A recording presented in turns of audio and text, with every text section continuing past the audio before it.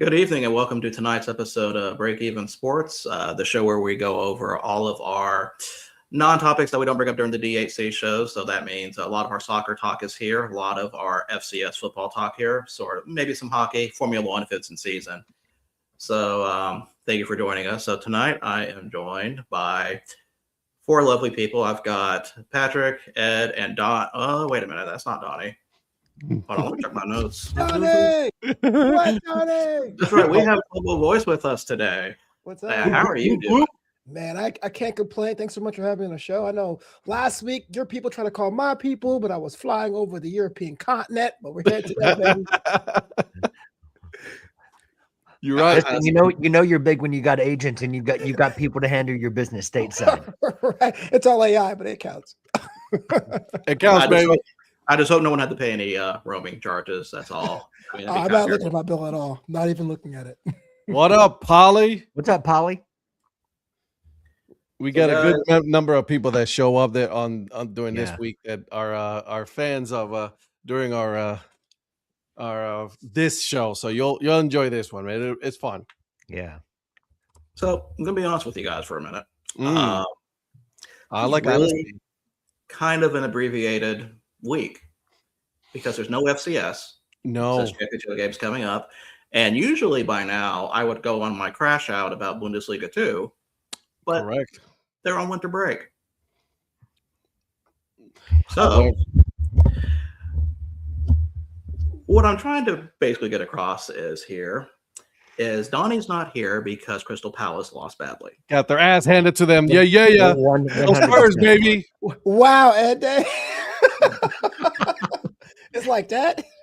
Oh yeah, dude. You know how long I've been waiting to say that because I'm a Spurs, fan. Someone's got to be, yeah. Somebody's got to be. I took that mantle on that one, so it's okay. I'll do it. Yeah. And then, of course, Donnie goes and becomes a Crystal Palace fan, and he's like, "Well, they're all of a sudden they're doing so good." And I'm like, "We needed to bring him down a couple of notches." And I'm glad that it was my Spurs who are in 11th place on the table. So there you go. I feel good about that. Let's say we will dig in a little bit further in those games for a minute. But first, let's start off with our Premier League talk as I go over the match day setting. So first, we have to start with Friday with Manchester United beating Newcastle 1-0. Really, with this game, Manchester kind of had it pretty much set to begin with because Newcastle on the road is always a mixed bag. They're one of the worst away teams. I don't know if they are the worst, but they're definitely one of the worst. So, Patrick, I apologize for Man U winning as usual. The usual. Yeah. But I can't say anything. It was actually a decent performance from them, and Ruben Amorim is finally starting to get a little bit of a run out of this side. So I mean, he's needed time to kind of put his imprint on the side, and he's started to do it. You're starting to see a little bit of what he wants to do. So they were worth their 3 points. Phil, there was a show this morning. Yes, you should have heard us because we were talking. Our deranged friend who believes in Clemson no matter what was talking Clemson football. But you know how this goes, man. A lot of swearing in that one. That had the explicit rating. It really did. And it wasn't mostly from me. It was actually, for the first time, it was actually from Donnie, which was very surprising. My virgin ears here. I was like, oh, well, so much swearing. I can't take this. Yeah, yours was more, I apologize for my language, and then you continued with your rant. Correct. His is just straight up, like, I'm just going to say it. Mm-hmm. Which, I mean, I get it. I understand it. He was very upset about, his Clemson football playing an absolute dog shit of a game at his favorite baseball team stadium, which was, it's a double whammy for Donnie. Double whammy for Donnie, but honestly, it was pretty good to watch for me. And I picked Clemson, so I mean, why was it good for you, my friend? Why? Mm-hmm. Well, sometimes you have to knock him down a few pegs because he's bragging a lot on the bowl picks that we did for Eric's team or for Zach's team. And I don't think he realizes I'm catching up right behind him. True story. Wait, is there a prize or something? I don't know. What's There is a the- money prize involved, yes. Oh, in that case. So How much is it? I don't know. I Profits got that answer. So Gotcha. Yeah, I'll tell you who's not catching up. This guy. What up, Samoan? Watch, man? What up? What up? Yeah, what's up, Boops? Watchman, what's up? What up, Big? Oh, look at this. Happy tonight. Look at Donnie man. commenting. He can't join us tonight, but at least he's saying happy tonight. Look at him. And hey Mike, how that Steeler game feels to you, buddy? We'll talk about it tomorrow, Mike. Don't worry. I'm expecting Mike, I'm going to go with being a Chelsea supporter for, after that Villa game. Whew. Game of two halves. today. So 1978. Woody Hayes punches a Clemson player in the Gator Bowl. I did see that the two of you were talking about that on social media. But Woody Hayes throwing a punch, that's just, can't you have more than one like this day with Woody Hayes? I was just gonna say that's a Woody Hayes thing right there, baby. Yeah. Still throwing up, and I will be there tomorrow night. My man Mike. I'd rather be a Tottenham fan than a Steelers fan. There you go, Big. Dang. I don't know, man. That's Sophie's choice. That is a tough choice. I mean, Yeah. do you want one trophy every 50 years or Whoa, slow down. Bro. Whoa. Well, actually, you know Hey. what? You're right though, because the Steelers fan is the same thing though. Like you're only going to get a championship about how many years now? Well, it's about the same. They're kind of comparable. If you think about it, they will always have a winning season, but then nothing to show for it. Correct. They do have a lot of winning seasons. Well, that they do. We're not going to count. Can you count finishing in 17th? I mean, I was about to say, I was going to let that one. Yeah. I was going to say, I know they won Europa League, but can you really call finishing 17th in the table a winning season? You didn't get relegated, so you won that. Is that really a They do benchmark? That the is not a distinction win, of having like the least amount of points in the league history without getting relegated. So Is there's that more of a survival thing? Is that what we're saying? Is that more of a survival Well, than Big winning? Six, right? I thought it's supposed to be like a, understood that you're going to be in the mix. Mhm. Yeah, I don't know. Deacon needs to be unsuspended. It's not his fault. Oh, you know what, Polly? That's You're a right. loaded. That's a loaded comment. Yes, but Mhm. he's right. Can I say something about that real quick? So I didn't really have a chance to talk about that on Tuesday. Yeah, After watching that little press conference that guy did, he 100% said whatever he said he didn't say. 100% said it. And then on top of that, did you see what the thing I put about Jay Glazer? Yeah, Yeah. the security footage between between the Seahawks security And the Lions. and the Lions security. Yeah. Yeah, Well- so they knew about the same guy. Well, this guy is at the very least, this guy is attention grabbing. I mean, like if he really didn't want that to go to where it was, he's not going to have a whole press conference trying to deny the whole thing. That just tells me that there's something there, and he's trying to. It gives the appearance, at least, that he's trying to. Okay, which one of you is From this? it. That is not me. That is not me. Do I take my hat off now? Yeah, you. All right. I'm so glad you noticed. Well, thank you very much. Your last name isn't Munweiler, is it? Oh my god. You're no, Ed. This Vance person. The last name isn't Munweiler, is it? No. Okay. I just But- wanted to make sure. I'm trying to get all the looks tonight. Well, Polly, yes, he's the racist, and no, he's not the victim because he also threw a punch, which he should know he shouldn't be doing. So, he kind of looks like Chauncey Billups. Chauncey Look Billups. at him. You look like Chauncey. That's the first time I got that one. That's me. Really? Yeah. I can I see get like the Demetrius a lot. I got you. Yeah, I can see that. Yeah. I got you. I can see that.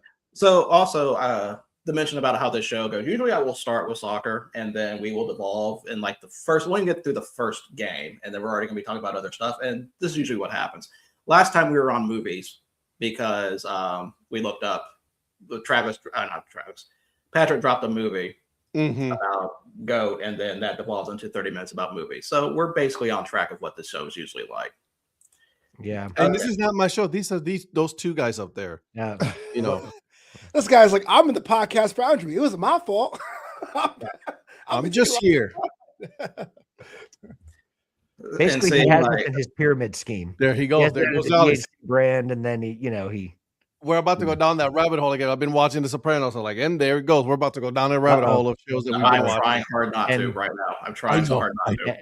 And Flobo also, like, if there's other sports, like, I don't know, cricket or other things that you want to get into, wrestling. yeah. I mean, that on this show, all that kind of stuff is game. So By the way, you're you know what? you're our guest. So if there's anything you want to bring up too, feel free. I got something to say about that. Just About so what? you guys know About about what? cricket. Because Okay. last night I'm watching TV, right? So I'm trying to look for something to watch. I'm like, it's like almost 11 o'clock at night. And I'm like, I want, if there are any sports going on, I find cricket, okay, from New Zealand, okay, New Zealand cricket. Mhm. And I'm very I would like to give myself a little pat on the back. I was like, you know what? I think this is the T20 version, Mhm. which ended up being. The problem with this is that the name of the league is hilarious. And I said to this person, yeah, is the Super Smash League in New Zealand. And this person goes, that sounds kind of made up, not gonna lie. And I go, LOL, it does. Then I go in a rabbit hole and I find out that it is the actual name of the league. It is called the Super Smash League, presented by KFC. KFC makes it real. You know what I'm saying? Absolutely. Yeah. It's a tether, right? It's on Absolutely. ESPN, so anybody can watch it, by the way. It is there. It was true. And, this person goes, he was like, well, I'll be. I mean, I was part of a Super Smash League once, but that was for Super Smash Brothers. That's what I was going to say. That's what I. That's exactly what I was thinking when you said Super Smash League. I was like, So we're not the only one who thought it was the Super Smash Brothers or anything like that. But no, it was actually that. It was hilarious, but it was true. Flobo, yes, we will be talking some wrestling because we got the man himself, Flobo. He was gonna. Yeah. I told him that. I got told him the- there's we two got things the I wanted to expert. talk about. Right. I told him there's two things I wanted to talk about with him. I only wanted to talk about one. These two guys up there want to talk about the other one. So I want to talk about why you hate wrestling so much, but that's besides the point. I really want to dissect into this because when you're I talking do about too. Puerto Rico, you bring up Carlos Colon and all that. I'm like, okay, he's like, Yeah. there's a wrestling fan in there. The We're gonna birthplace of find it. hardcore wrestling was the Isle of Puerto Rico, man. So Right, I brought exactly. up, because I brought up Abdullah the Butcher, who used to come down to Puerto Rico all the time to fight, and then he used to fight Carlitos Colon all the time, and Carlitos Colon, his forehead used to look like hamburger meat. Yeah. Every time he was Yeah. done with that fight. Yeah. And then his two sons, there's Carlito because that's cool. And Primo and Epico. Yep. Primo, yep. And then Carlito and Primo teaming up. So I want to know about this hate for wrestling too. I mean, I don't have a hate for wrestling. Sounds like you have a hate though, because you're like, Wait, these listen, guys you. over here are going to talk about this. I'm going to be over here though. Like, I'm just going to be chilling over here. Wow. I mean, dang. I mean, it's only one of the biggest sports. Can I entertainment just go wrestling. just stay like this the whole I time? told you to get a newspaper, Ed. You can. But there was still no buy newspaper, dude. I look for one. I look for one everywhere. them. Be serious. They don't Yeah, exist around here. It's a true Dang. story. My dad gets the paper, and it's truly the dude at this newsstand has it underneath like the counter for him only. He's like, here you go. I looked everywhere. I was like, there has to be. I even went to Wally World, and there was none there. Mm-hmm. Wow. Like Walmart what, like newspapers? newspapers, yeah. Yeah. Yeah. Yeah. Well, I mean, a lot of the major papers now are, I know in Atlanta, the Atlanta Journal-Constitution is suspending. They're no longer going to be printing as of January 1st. So Yeah. it's going to be digital only. So we have some local papers that are still printing, but I don't know how much longer that's going to keep going on. Ridiculous. Yeah, so everything is going digital. So I really was trying my absolute darnest. I went a couple of around me today, and I couldn't find one. I tried. So I figured the next best thing was, Yes, a file folder. a That's file folder. Wow. Oh, I can also pull up this one. How's this? How about this? How about this magazine? Hold on. I could also pull this one. You know what? That tracks for you. Yeah, I see that. Yeah. This is from the 70s, brother. This is the Scholastic Book service from from the 70s, the Star Wars when they fully came out. The movie came out. So there's that. I mean, we can talk about Star Wars and wrestling. I mean, I just saw some of the world-class championship wrestling old Star Wars matches. I mean, we can talk about that. We can talk about Kerry Von Erich against, Ric Flair. There we go. What? Throwback. Yeah. Woo. You guys have fun with that. I want to be standing right here watching. Oh, okay, but is it okay? Let's talk about this. I know we have so much to talk about, but is it because you felt it was something that was for kids that you outgrew? Is it because that it's fake? Is it because there's no characters to identify with? Like what? Give me some. So you and me, we have had this conversation before. Like we both know. Yes, we have. When you came on my podcast, we did have this discussion. Thank you very much. Right? Listen, I'm not against wrestling. I'm not. You know what? They are an absolute. They're super athletes. These guys are on the best shape of their lives. They do some things that I'm never gonna even come close to doing. I'll give them that. I used to watch it in college, right next to Dragon Ball Z. Okay, I used to watch Dragon Ball. Yeah, what? Say something now. I'm not saying a thing. I just didn't see you. I thought you were the guy making fun of people watching Dragon Ball. No, man, I was in college. I mean, I'm more of a One Piece fan, but sure, yeah. No, 35,000 episodes. Here we go. See, this is what I'm saying, right? And so I used to watch it. I don't know. I just lost interest, to be honest with you, because once I was out of college, I stopped watching it, and I just concentrated on sports, and it just from there it just took off. Nothing against it. You guys, listen. I know Virgil watches it all the time. I know he does. There are days when we're on Tuesdays or Thursdays that we're watching he's watching TV because all you see is this the whole time. And not on Tuesdays and Thursdays. That's usually because Oklahoma State or Doug Gottlieb is playing. Oh, okay, but see, so he's watching it. It's okay. Listen, I don't hate on anybody watching it because we follow each other on TikTok, and I always listen to your takes when you're on, when you put your shows on there. I got you, homie. I got you, Flobo. I see you. I just figure you're a sports journalist. These things are having these big ass contracts, doing these shows worldwide, that you would be tapped in, not for like the storylines now, but more of like I'm a sports journalist inside. That's all it was. I didn't try to come at you, name. So here's the thing. Also, I don't care. I don't have to follow everything. That's why I have these gentlemen that will, help me follow these things. Yeah. Okay, they are experts for sure. You know what I'm saying? Yeah, I got you're right. to worry about. I got a lot on my plate, my friend. I can't follow everything. No, I saw you. Yeah, for sure. You got two. Well, at least two, maybe more brands. Yeah. And if Donnie would be here, Donnie would say, Virgil and Patrick have a lot of time on their hands. And so they have plenty of things. And why is that we would have too much time on our hands? I don't know. I couldn't say anything about that. He's the one that would say it, not me. I would never say such a thing. God. Listen, all I know is after my beautiful segment of soccer teams that scored more points than Texas A&M over the weekend, I believe I was called out for not having a life. By the way, it was a great presentation. Can I say that? Oh, absolutely. Great presentation. I'm sad that I missed it. It was really good. Hold on a second. I said, whoa, from Donnie. Yeah. The rich people always have something to say about it. Flo, well, how do you feel about that? Pro wrestling is soap opera for guys.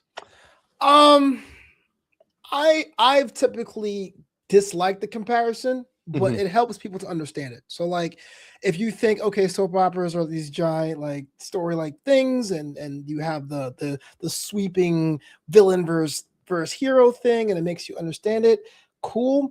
But to me, structurally, it's not the same. The difference being is that soap operas are designed to have storylines that are ongoing, whereas wrestling may have that, but they ultimately revolve around combat. So I would say as a fictional medium, they're closer to comic books because superheroes eventually fight, whether you like to or not. But again, I've learned enough. It doesn't make sense to fight people when they go soap opera for dudes. It's like, because then what if you're a woman? You can't watch wrestling? No, you can. Right. I don't know. This is tough. But I would also say soap operas have long-term storylines that producers put into place, regardless of what the fan the fan input is. And I do believe when done well, wrestling can have fan reaction, can swerve the perceived storyline or the direction that a show takes because of I know what you mean, but it has the potential to change direction. So I mean, you can argue some companies do it at certain times, other times they don't. It's a matter of opinion on the product, I would say.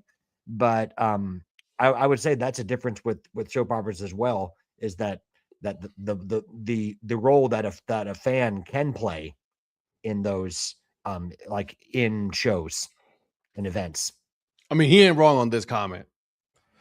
Telenovelas have more slapping than wrestling. That's just a fact. Okay. You know, when I was a kid, we had to watch telenovelas for class and come to class and describe what we saw. It was like a Spanish rich, and there was one classic one now, but at the time it was new. It was called Maria del Barrio. And a lot of screaming, a lot of stabbing, a lot of slapping. And imagine going to class the next day and be like, well, see what happened was. And then someone screamed, and then and someone got slapped and stabbed at the same time. It was this crazy. is crazy. Then that Talia came out. It was I get it. Until I see a soap opera with a cage match, I will go with the comic book. snap. That'd be kind of cool. I'll go with the comic book analogy. You know what though? I think that because I used to be one of them. Full disclosure, I used to be one to be like, "Hey, soap operas for men," but I do like better the analogy for comic books over the soap opera. I can understand that. I really do. Wrestling is entertaining for girls. I used to freelance and with Eastern Basketball and Knicks running for Clyde Fraser and still WWE and WCW stand. Hot dog. That's cool. All right, Kayla, go ahead. Yeah. I like that. From English soccer to Mongolian pickleball, it's all covered on Kirkman Media. Hey, man, we cover everything, baby. All We're right. not too good to cover anything. We may not always know all the details of everything, but we're certainly open to learning more about it too. I mean, everything's available for conversation. Absolutely. Was AEW bloody or what? And Mercedes tension was funny. Yeah. If you guys saw World's End this past weekend, I felt like this year was so critical for AEW as a brand. Not to say that it was like, okay, yeah, you have the fresh new novelty stuff wearing off. It was kind of weird for a while. Now you have your toys. How are you going to make it happen? I think AEW is on the way back. I don't think they kind of have like the wattage that they want, but it was a solid show. Long, of course, but it was a solid show top to bottom. I can't get into AEW anymore. Anymore? I've tried. Christian Cage, baby. I liked Christian Cage, but to me, when Hangman won the title again, I was like, it did nothing for me. I don't know if it was just because I'm not buying the characters anymore. Like, I feel like they haven't made anybody new. You know, the problem is, and this is my warm take. I was going to say it's a hot take, but it's not a hot take anymore. It's their presentation. Excalibur is in over his head. Week in and week out. You cannot build characters. You could just tell me what the move was called in Japan, and that was cool 5 years ago, but now you need someone to help build stuff. And why did anyone allow Don Callis to talk every single week? Fix that, and then half your problems will be gone. Yeah, that should not be. Like, that family's way too big. Yeah. Yo, Ed, your family's way too big. It's like, whoa. And Don Callis is the same character that he was 20 years ago. Oh, I was kidding, Ed. Dang. No, he'll be back. He'll be back. Yeah, but for me, Don Callis is the same character he was 20 plus years ago. I mean, he hasn't really changed, and I don't mean that he's not good on the mic when he has it, but he says too much of the same stuff all the time. And the Don Callis family's been stale for months at least. No, agreed. I mean, almost years. But and I'm not convinced by some of the people there. And I agree with Virgil. It's just too big. It's just gotten it. I mean, I hate to even compare it to like NWO, but there was a time when NWO got too big. I mean, it's just, hey, for life. But but there was a time when it got too big, and you're like, you started to understand. It was hard to understand the significance of why did someone join the faction. There needs to be a reason for why someone joins a faction, and sometimes it's just because they don't know what else to do with them. And it's like, oh, we'll just throw them in a group and see what happens and hope Yeah. we catch lightning in a bottle. Right. I think wrestling in general is suffering from too many factions and too many Yeah, groups yeah. with a reduction. But the Don Callis family specifically, I can't imagine in universe, if wrestling were real, why would Tony Khan allow a manager to get mic time every week? Is it like a financial thing? Does he owe him something? And that's never addressed. So he comes out, and then you have Excalibur, who still wants to be the smartest guy in the room, telling me what a top rope superseda is for that was once used when Antonio Inoki had black hair instead of gray. And you're like, dude, what are we doing? Are you trying to impress yourself? Or are you going to understand that your job is to build these stars? And that is going to be a critical problem. And then when he's not there, Excalibur, when he's not there, and it's Riccoboni there or Nigel McGuinness, it is a different show altogether. Collision's actually a better show if you can catch it. It's a moving target. You know what I mean? It's a better show. Yeah, it changes every week, man. Yeah. Yeah. So No, and also about Callis always being on the mic. You can't that doesn't allow your characters to build. There's only so much that you can build up characters unless they get mic time. I mean, like if for them to build characters, they need to be on the mic. It doesn't need to be only Don Callis. Usually all that means is that the other people can't hold their own on the mic. So you have to throw Don Callis on it. That is my biggest problem right now with Callis family. There are talkers in that group that do not need a manager. true. Fletcher Yeah. does not need a manager, in my opinion. I think he's probably one of the biggest gripes I had is I feel like they were not building stars at the time, because I felt like you go 5 years ago, who was at the top, you go now, it's kind of the same people. Mm-hmm. You have your occasional MJF run, you have Page, Omega, of course, if he's going to be. I don't know if he's being held by duct tape anymore, what's going on, but I mean, I feel like he's got to be winding down soon.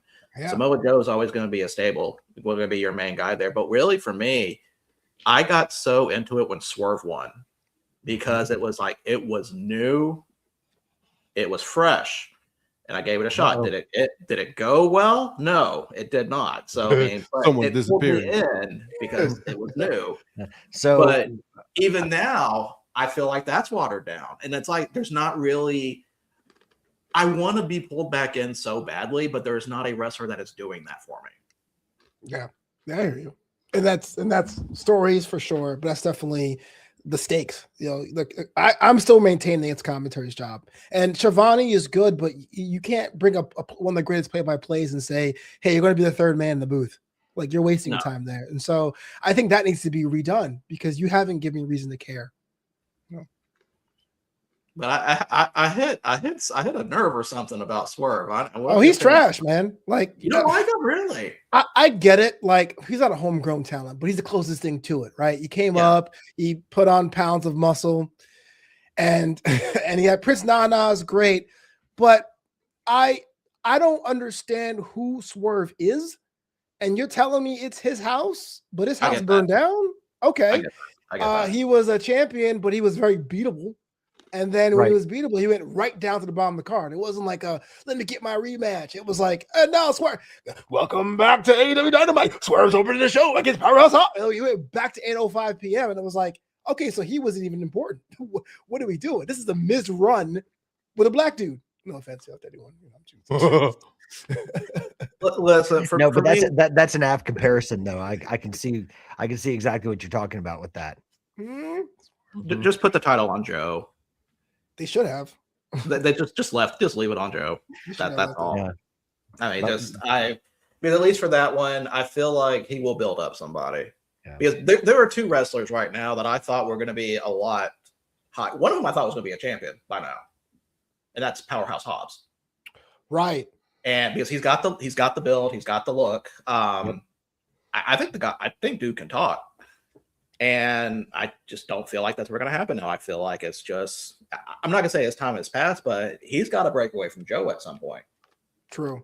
Yeah. And if you want to talk about homegrown talents that had an opportunity, and you have to go back to like 2022, Wardlow, hottest man in the company, could have had the championship for years and then got his hair cut by Joe, and that was a wrap.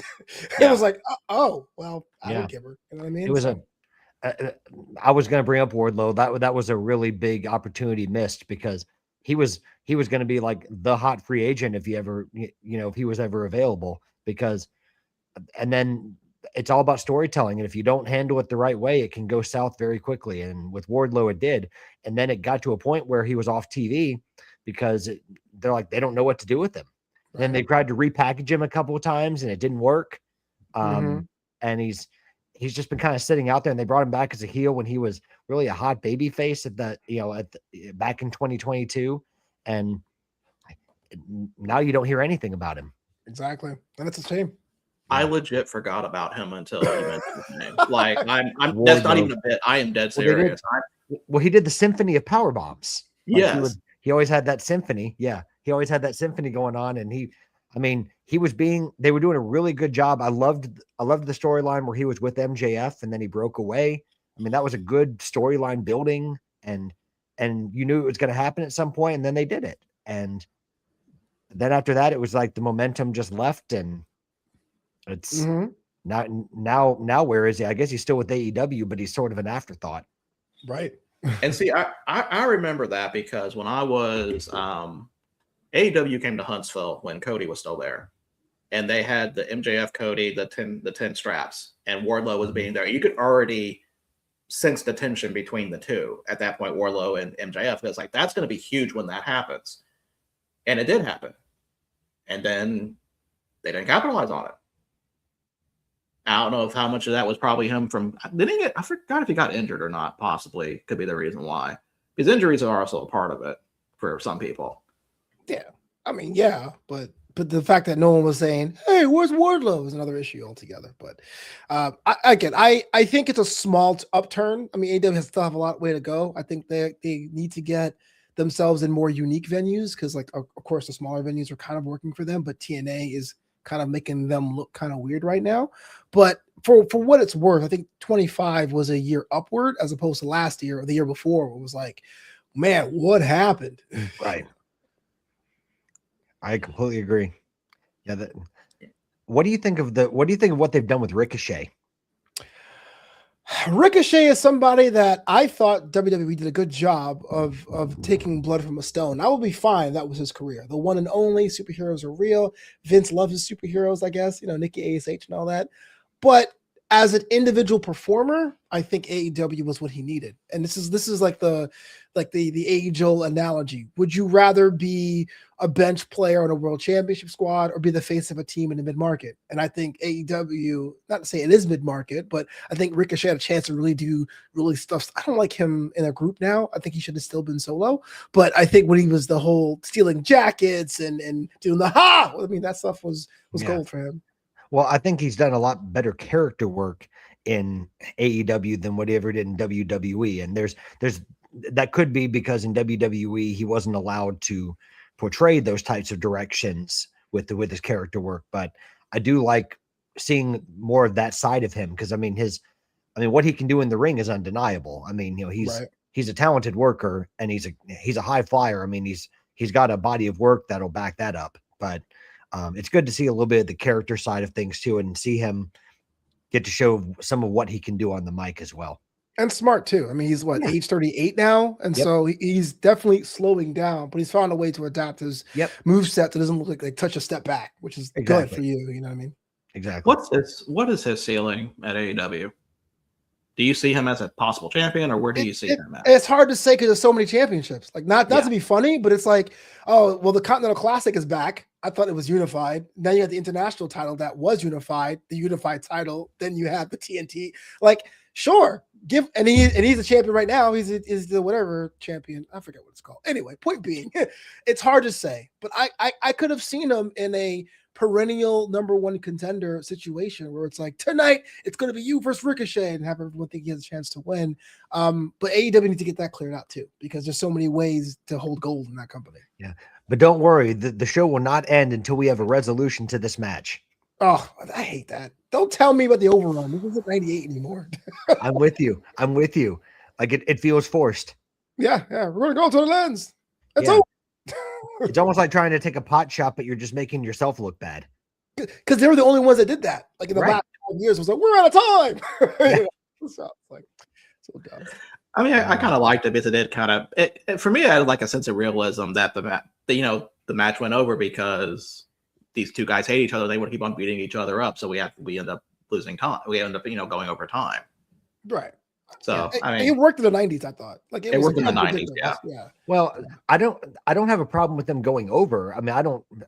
That's not the point. I think just trying to like make such a big point of it every single week because like it felt like it wasn't. There was no novelty on it anymore. It felt like it was the main event every single week, and then they were doing it. And it's like, okay, it was cool the first time. Yeah. But hearing it every week, it felt forced to me. Yeah. We're going to keep going till it's over. so who do you guys think is going to be the next breakout star for AEW? AEW. We'll I think we'll switch over to the Fed soon, but I'm kind of curious about this because I'm struggling with names. Am I allowed to say Kyle Fletcher? Yeah, he's the even money bet. He's the even money Vegas bet. Like I know they already have put a title on him and let him.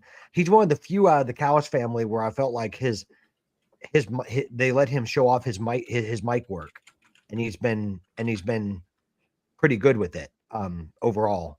But he's very good in the ring, and I just think that if they showcase him the right way, he could be. He's probably the one that I would say is probably going to break out next. Unfortunately, yes, I agree.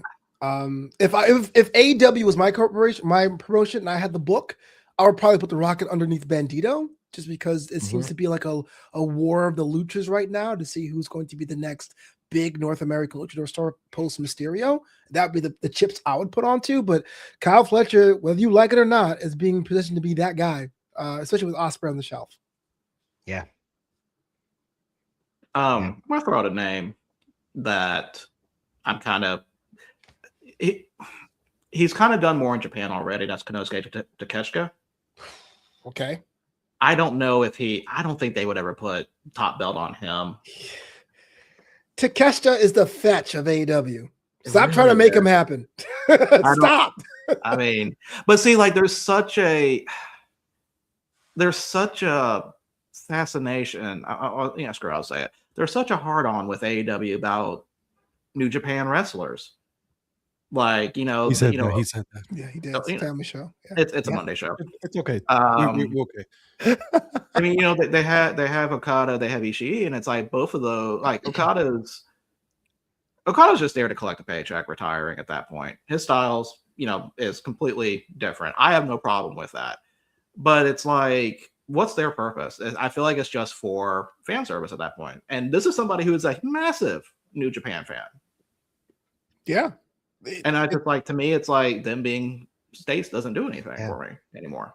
Yeah, exactly what happened. I don't like the way Okada's been showcased. I mean, I'm not familiar with Takeshita's work prior to coming to AEW. I'll be the first to admit that. I'm sure to get him over there, I'm sure it had to be somewhat impressive. I mean, to get him there, but I don't like the way Takeshita has been used. I don't like the way Okada's been used. I just don't think there's been a whole lot that's impressed me about the characters they've portrayed, or maybe a few moves here and there, but even the in-ring work has been for me. Maybe I just don't know enough about their styles to appreciate it. I mean, I would be the first to admit. I mean, I've seen Okada's work, but I've not seen Takeshita's work other than what I've seen in AEW. So I only have that sample to work from. But there's just nothing that's wowed me about either of their AEW runs. Yeah, I think that's fair. I think they are two different problems on the same coin for AEW. Traditionally, it's been the Japanese recognition to get fan serve, instant credibility, right? You start a new sports team in a league, you want people to come out to games, you hire Snoop Dogg to show up to your game. That's how, I mean, they did it for Netflix, right? I get that. And that's really what Okada was. They bought high on them, much like how Nakamura was bought high from the E, because you look at Nakamura's work in Japan, it's way different than his E stuff. But then you make him a comedy act, which I think is pretty funny, but that's hard for a lot of wrestling fans because for decades, he was a guy that you couldn't see. You had to be up at 3:00 in the morning to see Okada. He's here. You shut him on. So sorry. And you're like, what? No, I mean, but Takeshita is an opposite problem. Here's somebody who has the body of work but did not reach the level of stardom, and then you're telling me he's from the same place where New Japan's coming from, and New Japan is dealing with its own financial issues. That's why they can't keep the stars. So you push Takeshita and put him in Don Callis' family and have him win matches. And you have him win this gold, and it feels unearned. You just said, yo, he's from Club Japan. You got to like him. You're like, no, I don't. Tell me why, Excalibur. Where is he from? And again, I'm not comparing this to WWE, but if Takeshita was in WWE, there would have been like a promo package of him working out somewhere. Cole would have been like, I was talking to him earlier, and this kick honors his father who died in the plane crash. Something for it to be go, oh, I want to root for this guy. You don't get that in AEW. It's you got to watch New Japan. If you don't, tough, because in Japan he's dope. Hope you like him. See, the funny thing about Takeshita is that even if you followed New Japan, you wouldn't know who he was because he didn't even come from New Japan. Fair. He came from Dramatic Dream Team, DDT, which is like the equivalent of, oh gosh, I don't even know what independent to compare that to with the Japanese structure. It's a few levels lower. He was part of that group. Huh? Ring of Honor? You know, that may be a fair comparison. I'm probably pissed off somebody by saying that, but I think that's probably a fair comparison. But well, I don't think you're just trying to disrespect the product. I think you're just trying to talk about, I'm just trying to make eyes that are on the product. Right. But even then, like he was an indie wrestler from there. Like New Japan, he went to New Japan after AEW before he got showcased there. So it's almost kind of reverse of what a lot of these other wrestlers have kind of gone through for like Japanese wrestlers usually go through. Right. So, but it's a weird thing, man. Yeah, Lobo, what you said about what you said about Nakamura coming over, I couldn't help but think about Kenta coming to WWE. Oh yeah, as well. He was like the first Triple H signing. Yeah, no, or the second. Yeah, or Sin Cara. Yeah, he was the first Triple H signing. Yeah. So when I thought about Kenta and Sin Cara and some of these other guys, huge, they bought high, they were huge stars where they came from, and sometimes it's just a matter of it doesn't translate over to the North American product sometimes. It doesn't mean that they're not talented wrestlers. It doesn't mean that that they aren't that they aren't talented and can't come over to fanfare, but sometimes it just, for whatever reason, it doesn't work out. I mean, it's no different like from when someone goes to a team and sometimes the team isn't a fit for like what the player can bring. I mean, sometimes a different situation is what it brings. But when you were talking about Nakamura, even though I know he's still with WWE, like I really had high hopes from him in NXT because I thought NXT was a really good fit for him in terms of what they were trying to do at the time. But sometimes going to the main roster, like that momentum gets shunted. And there's so many examples that I'm sure any of us could bring up for how that's worked out or not worked out. But I know I went random. Yes, exactly. Shout out man, you bringing up Kenta, I won't give in. I won't get started. I won't get started. And bringing up Kenta made me sad because I had such high hopes for that one in NXT, but dude was injured too much at that point. Yep. So, Ed, what do you think of all this? Yeah. He was like, bro, we're talking about cricket, man. I had cricket stuff. You can talk about No. You guys continue with your wrestling. I get it.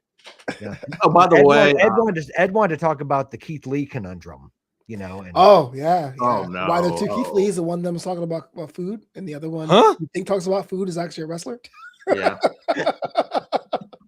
Come again. We're talking about Bearcat Keith Lee, right? You what? Bearcat. We're talking about Bearcat Keith Lee. That's a good idea, man. You know what? I hate to say this, man, because I don't want to be an apologist, but if you think about those who got released from the E and those who bet on themselves and win, McMahon got it right most of the time. And Bearcat was dumb, but I understood why he had to wear a skirt. The only release that I thought he probably should not have done, which later on, he's back anyway, was Rusev at the time. Oh, Rusev, really? I thought. I mean, with the Rusev Day stuff, like that was getting over. He has the look. He could talk. You can make something out of that, and I feel like that was just a missed opportunity. But also, you have to remember, I am a guy who thinks that Otis should have every single championship. I don't disagree with the Rusev thing, but I will say the only time in his career I actually cared was when he was the Redeemer. So like I Okay. agree with you, but then like give you I that. got that bonus, like, okay, cool, I bought on. Same with Cody. Like I like Cody enough. I thought Stardust was hilarious. I liked him enough, but when he came back and we called himself the American Nightmare, and I'm like, But he goes, no, my mom is Cuban and my dad is a legacy wrestler. I'm like two halves of the American dream. I'm the American Nightmare. I'm like, oh, I finally got it. So like, Yeah. sometimes it kind of goes a long way for me, you know. Well, I'm sometimes still on the that long character has way. some development. I hear you. Why are you hating? I'm not hating. I'm just still on the long way. By the way, Ed, while we're talking about this, I'm going on a deep dive on Mongolian Pickleball Association. There's a lot of interesting things going on. Are you serious right now? There really is a. They have a Facebook page. Yeah, you should check it out.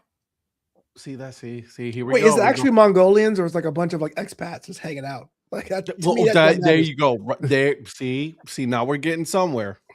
I mean, I am. You know what? I'm not going to assume, but I am pretty sure these are Mongolians. Dope. So it's funny you say that because last night I went down on a rabbit hole on baseball leagues in Europe. So you see what I'm saying? Like I was looking for baseball leagues all over like Europe, and there I found there's a Dutch baseball league, there's a Spanish baseball league, there's a German baseball league in London. In the UK. So there's like baseball leagues all over. So I understand going down the rabbit hole. So continue on with your that rabbit Baseball hole. United just wrapped up their first season last That week. is correct. Let's go Falcons. Didn't you? You went down there, didn't you? Yeah, 2 years ago it was supposed to be the first season back then, but I think it's a lot of red tape. We're kind of getting to this now. So okay, so Baseball United is supposed to be the Middle Eastern area for baseball. But when it comes to all sports in those regions, Saudi Arabia, United Arab Emirates, Yemen, Oman, Qatar, the sporting organizations, sporting bodies are usually the cricket leagues. And so the cricket board was in this position where they were allowing baseball to be in their home turf, but they're trying to protect cricket from cricket. So it was like they allowed it, but the idea not really. The idea of having 4 teams, a league, and umpire got stopped pretty late. So when I went over there 2 years ago, they just decided to have a weekend 2-game showcase for all the players they had signed because they didn't get the approval to have teams in these different cities. And so this year was their first real season. It was super truncated. It was like over 3 weeks in playoffs, which it's cool they got it done, but you can tell the fan support was like burnt out towards the end. But props for them. I mean, to start a whole new league in the middle of nowhere. No, not the middle of nowhere, but like relatively speaking, the cultural center of baseball is in Japan, United States, and you're in the other side of the world doing this. Yeah. Well, it was a baseball desert before they kind of introduced this, right? Is that fair? Yeah, absolutely. Baseball desert, and it's now the cricket. Yeah. It's like you said, cricket dominated, and you can understand because of the legacy and tradition of cricket, they don't want to do anything to threaten that. So. I get that. I understand. Like cricket is their sport. They want to maintain that.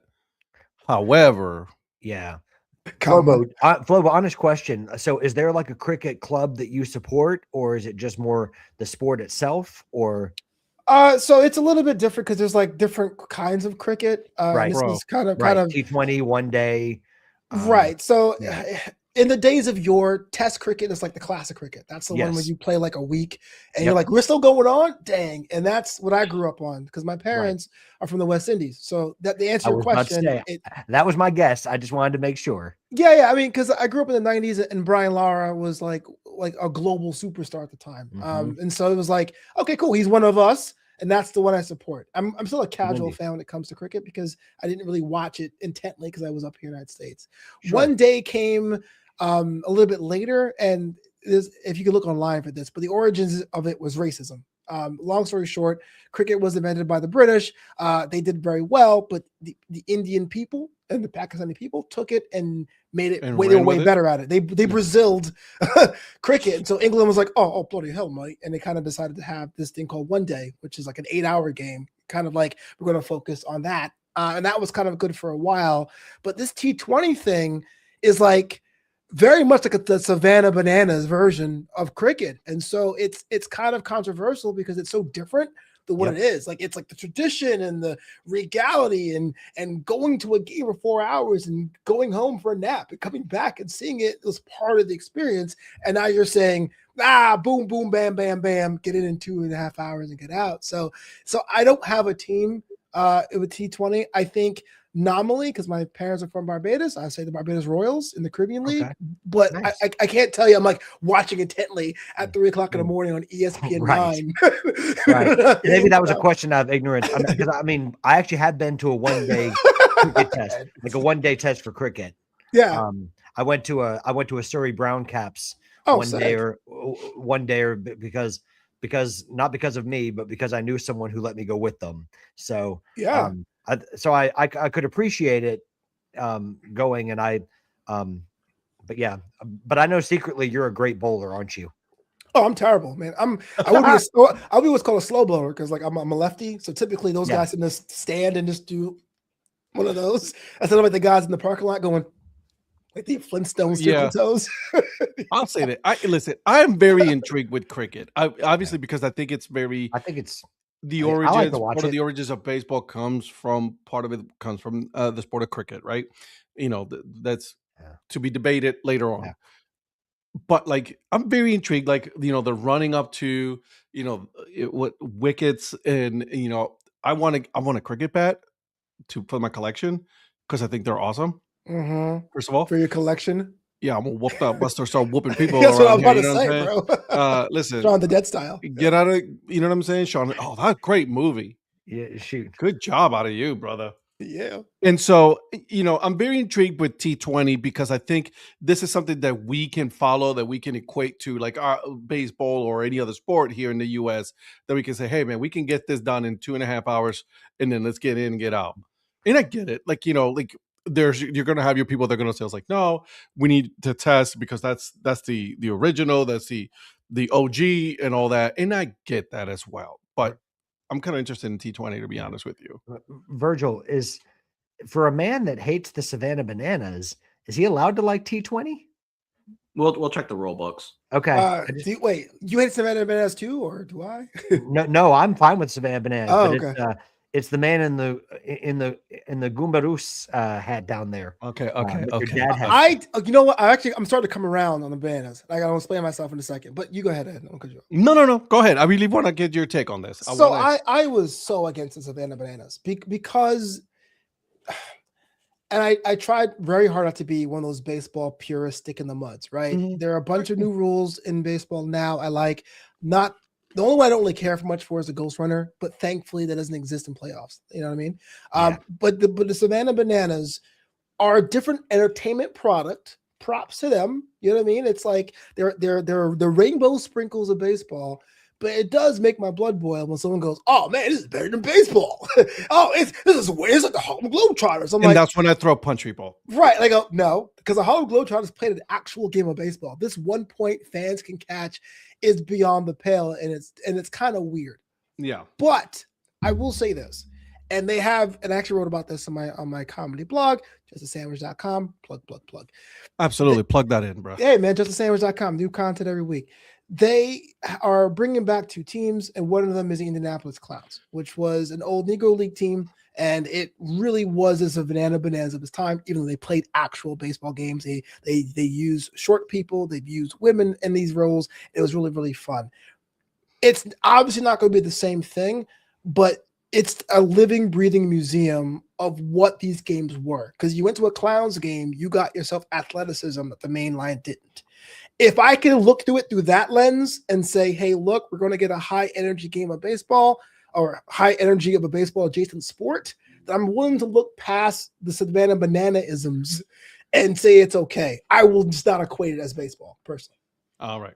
That's what I do. I try to say it's not baseball. It's banana ball. I mean, it's its own product, and you're welcome to like it or not. It's just, you know, I'm not a fierce defender of it, and I'm not a fierce critic of it either. I kind of just am, you know, like I went to try it out, and I saw the Savannah Bananas both as a collegiate summer league baseball product, and I saw it, Did I? and I've seen it as a banana ball product. And they're obviously two vastly different experiences, but I just try to take it in I try to consume it for what it is. All right. May I? You may. Okay. So I am not, let me put the dog down. She's been trying to sleep on my lap the whole time.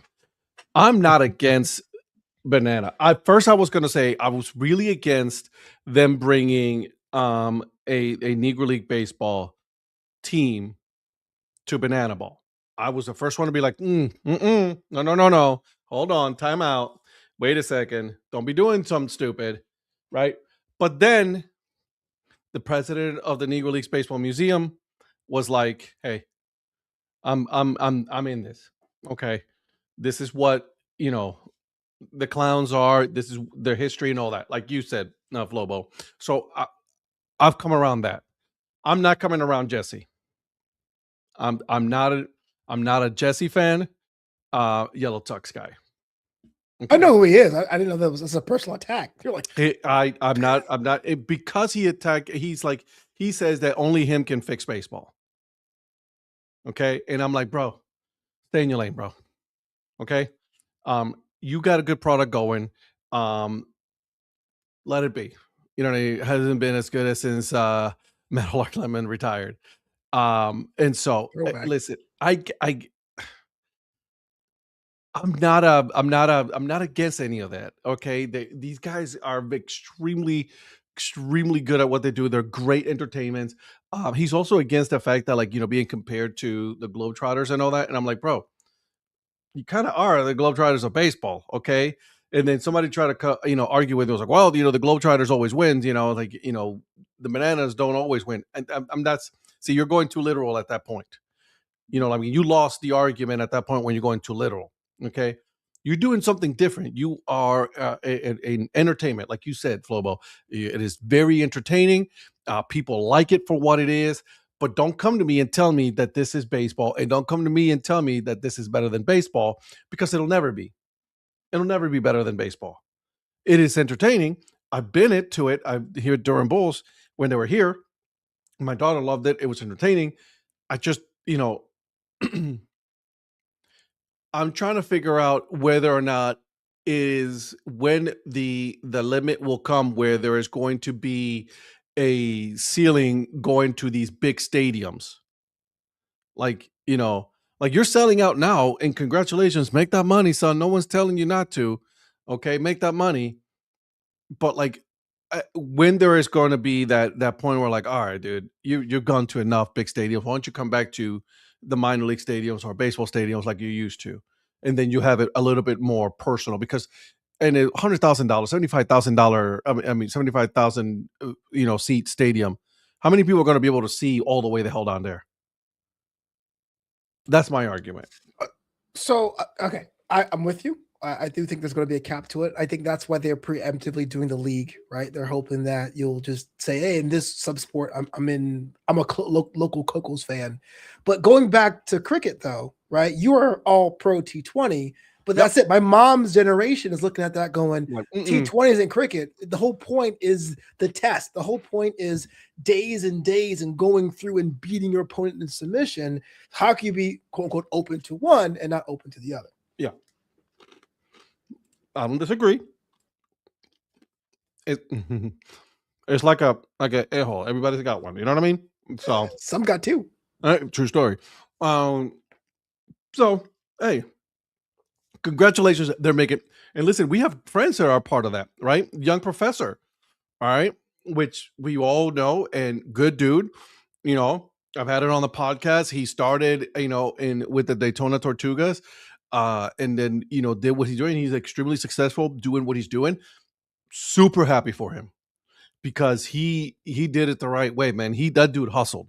He hustled his way all the way to the Bananas. He's done NASCAR now. He's done wrestling. He does wrestling, MC and all that. So I like those stories. Just did some TNA shows too, actually. He did. I did That's not awesome. know that. That's awesome. Yeah, look him up. The Young Professor. Right. And I like that. And I like the entertainment part of it. I think is interesting. It's not so much my thing, though. Like I said, it's like I love baseball. I will always love baseball. I think this is a form of entertainment, and like the circus on the road. Good for them. I like it. Congratulations, make your money, Jesse. Don't care. And I'll stick to that.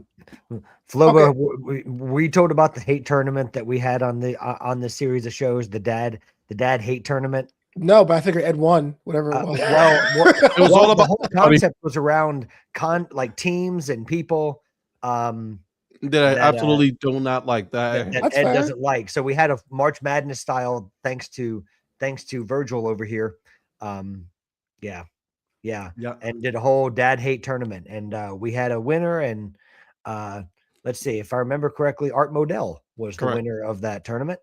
So a dad hate? Okay, I got that. Dad hate tournament. That was pretty clever. Dad hate tournament. Yeah. It wasn't my idea. It was the producer's idea. So he gets all the credit for that. He does. Why? I mean, okay, I understand why people don't like Modell, but I kind of figured, like, was that number 1 seed? Was that like Yes. Oh wow! So he basically ran the board. This guy. Well, there was four number 1 seeds. There was like a full 64 team. 64 things you hate, sir. Oh, brother. Oh, dude, no. What? I had play-in games. At the time, if I thought about it, I could have done tear it down. We could have had a NIT. We could have had a CBI. We could have had a CIT. We could have had all of them. I'm not gonna lie, it was so much fun, 2? bro. Dude, it was so much fun. And the best part is that as panelists on the show, we had to figure out which one did we think that Ed would hate more. Mm-hmm. Then we made guesses, and then Ed would have to finally make the final guess. The final guess, how? Dude, I'm thinking it was like 4 things. No, he brother. said 64 plus plays. This was how many weeks did that go on, Virgil? That was That was 2-3 weeks. event. My lord. Yeah. Dude, it was so much fun. Yeah. Listen, I think 3 of the number 1s was like, I think it was like Jesse the Yellow Tux, Jesse Cole, Barstool dude, what's his name? Dave Portnoy. Dave Portnoy. Yeah. And Art Modell. Are you talking about the number 1 seeds? Yeah. So number 1 seeds were Modell, Eric Profit, which was kind of the joke number 1 seed because he made a comment that he was going to be overall number 1 and going to sweep the tournament, and he didn't. And that's why we put him at number 1. It was a joke on that one, yeah. Just Banana Man. And the 4th one was kind of a trendy one. It may not be. I don't even think this one may be in the tournament next year. Micah Parsons. Oh, that's right. Was it Micah Parsons? I thought it was Dave Portnoy. No, Portnoy was a 2 seed. It was Parsons. Wow. He had a South, East, North, and West conference. Oh, dude, it was a whole. It was a whole. We even had a logo and everything. This is ridiculous. How could one man hate so many things? Oh, trust me, it can happen. It can happen. And the great part was it was so easy to put together because all you had to go is listen to previous shows or look at previous social media posts, and dude, let me tell you. I had to basically get in Ed's head, and then I realized I was starting to hate things I didn't even realize I hated. I was starting to become one with them, and it's like this is starting to become a problem. He went too deep into it. It was a lot of fun, though. It was a lot of fun. Wow. I enjoyed it. But you also got, you know what? Continue. I'm so dumbfounded that there were things that didn't make the cut of a 64 thing tournament. There was some things that were cut off, and obviously we couldn't bring it there, so we're gonna have to bring it. Oh, Angel Reese was one of them. Oh wow, me bounds. Okay. Yeah, me bounds. Yeah. You gotta do it again, man. I gotta run it back. This is hilarious. I'll let you know when it comes back. There's supposed to be one for Virgil. Are we doing one for this year, like for 26? We're doing. I think once the college football season's done, we can have that little period between that and spring training. We'll probably start rolling it out. And I will go ahead and say this: I have a new number 1 seed that was not in the tournament last year that I am going to, if I'm betting money, I think is going to win it. Obviously, Art Modell can't come back. Art Modell cannot come back. Yeah, I hope he rots in hell. So I mean, you got the Browns back. Relax. No, You Ask got any- your Sanders, man. Ask Yeah, any he's Browns looking- fan looking about for the that. return About to Armodell. sender. Ask any Browns fan about Armodell. See what they tell you. Your team Yeah. came back. You fine. Yeah, Flobo, I like to bring Did up. we? I like to bring up the 42 quarterbacks that the Browns have started since 1999. You see that? Which was a Sonic? 9th seed on the tournament. Right. Joe Flacco. Joe Flacco. Let's I see. love Joe Flacco, man. Bailey Oh, you Zappi. love something. Okay. Bailey Oh no, I Zappi, love Joe Flacco. Kelly Joe Flacco, Holcomb. we did him dirty. We did him dirty in Cleveland. Deshaun Kaiser. Like I've had to go back and Seneca Wallace. Wow. Yeah. Bro, What a this sad dude franchise. reminds me every fucking week. Well,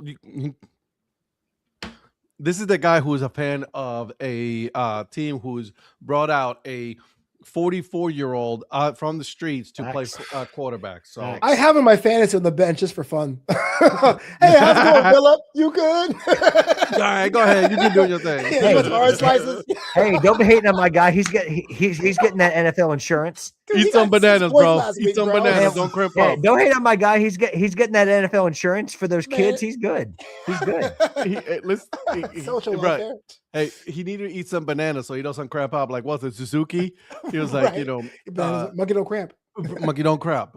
Exactly. To Yeah. this day, that's one of my favorite quotes from this dude. That dude was hilarious. Philip No, Rivers, but, goodness. Let's see. 1999, we started with Tim Couch, and then the rest is history. We did him dirty too. Mhm. Brandon Whedon, go Pokes. No, he can, yeah. Colt McCoy, Yeah. Ken Yeah. Dorsey. Ken Dorsey. We had some of the Dorseys, yeah. So Yeah. we've had our Derek Anderson. God. So this is the part where I usually check out and just let Patrick do his thing. Oh, that fan of NFL? Not talking no. about the Browns quarterbacks. Browns quarterbacks. Okay, gotcha. Yeah. Usually I just had to stop after about 5 or 6, Flobo. I just have to. Because we had to Um, be like, all right, I okay. can name quite a few, but I usually try to Brian Hoyer, but I usually just try to, limit it to about 5 or 6 a show. Can I say I'm really impressed at how everyone on the show just like to troll each other? That's- Oh, dude, yeah. It's getting you guys mad. Listen, it's Yeah, good. that's- It's good bantering. We need it. Yeah. We need this. Yeah, You know what I we mean? love the banter. Oh yeah. Because we all got something that we can make fun of each other. hmm You know what I mean? I see that. So, yeah. So, Yeah. it's okay. We're good with that. I'm okay with that. Is this the SEC? The SEC? Is it the SEC? Well, the SEC will probably make the dad hate tournament. I would imagine. So last year it was SEC fans that made the tournament. Mm. So this year, I might put the whole conference in there. But see, the problem if I put the whole conference in, there's always going to be subsets like with different things. So, like, hold on, Ed, do you hate the Security Exchange Commission? No. Okay, we're so good. see, I have to make sure to specify which one it is. Mm-hmm. Oh yeah. Yeah. So you got to make sure. You might have to put a certain, old head coach who's just talking out of his ass. Now that he's on a show now, every Saturday. Nick Are you Saban. talking about failed NFL coach Nick Saban? That same guy. Okay. Yeah. Well, I'm wondering if he's going to put the coach that made the big heel turn, like he was at Mr. Lane Kiffin. Mm-mm. If he'll make the I tournament. don't hate Lane Kiffin. Super kick. No, I don't hate him. I Boom. think he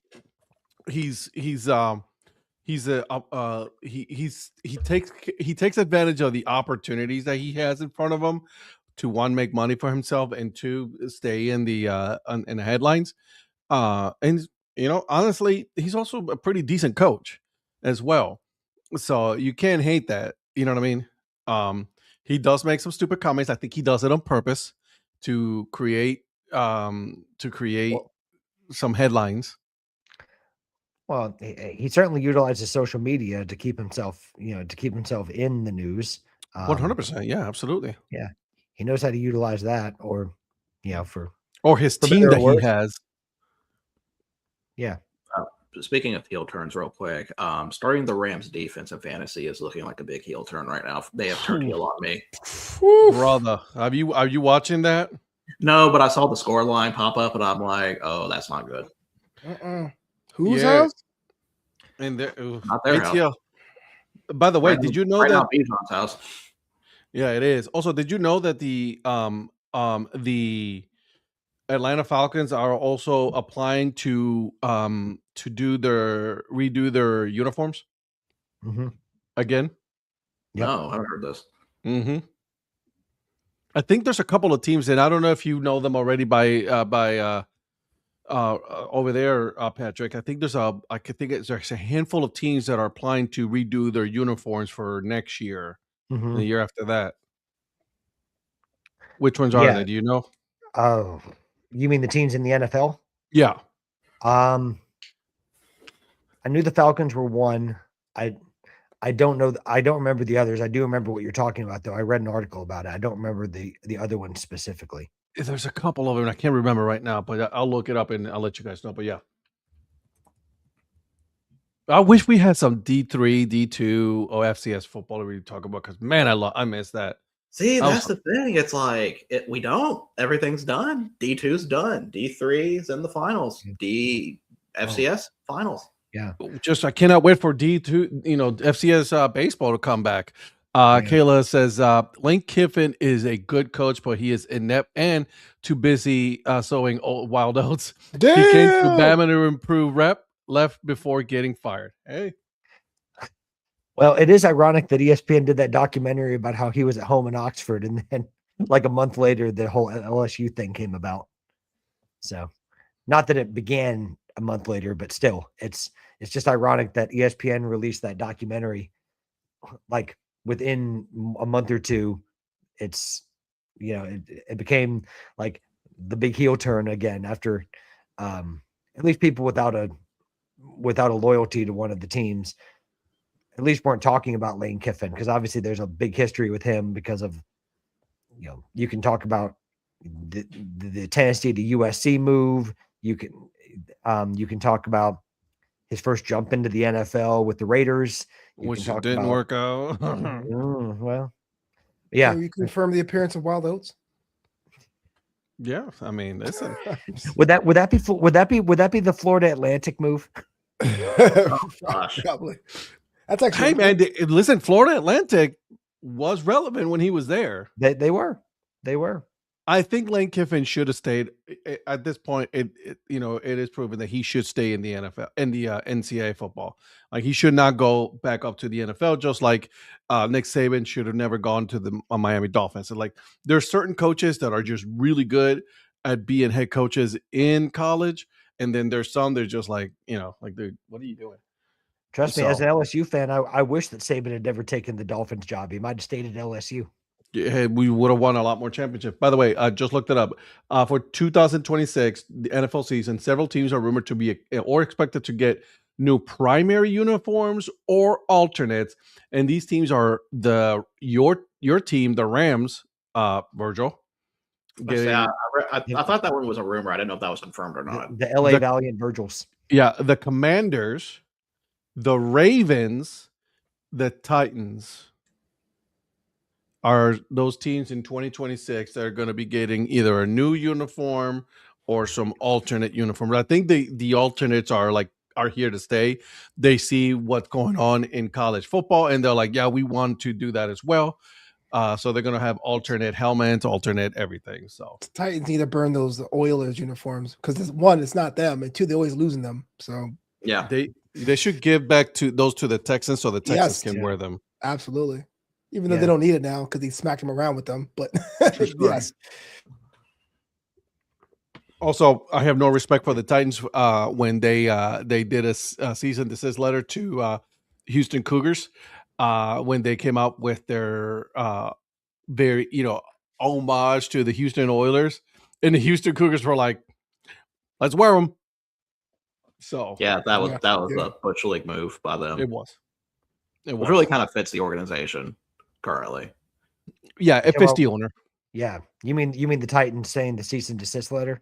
Yeah, they sent the cease and desist letter to the Cougars. Yeah. Well, that's I mean, that's rich when they're trying to embrace that side of things when there was that controversial move from Houston to Nashville in the first place, right? I mean, it's but that's that's the Adams family, right? Pun intended. The Adams family. Exactly. So, but yeah, those are the teams, guys. Those are the teams that are going to be getting new uniforms, or alternate uniforms. The Ravens should just burn all of their whole team and just never exist again.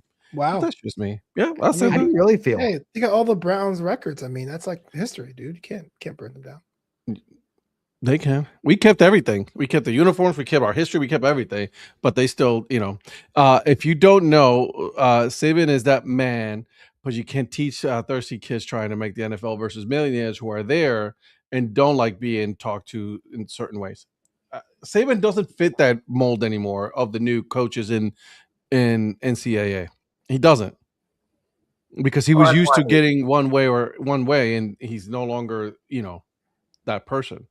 I mean, that's why he left. Yeah, Yeah. he knew it. But I also give him credit for leaving. I've said this before. I also give him credit for leaving, saying, this is the way it is now, and it just doesn't jive with the way I want to do it. So I'm going to retire. And really, at that point, especially with coaches that tenured, you either kind of see the writing on the wall and leave. You still want to be a part of it, or you overstay. You're welcome. Yep. He was Well, smart enough to say, "I'm leaving on top.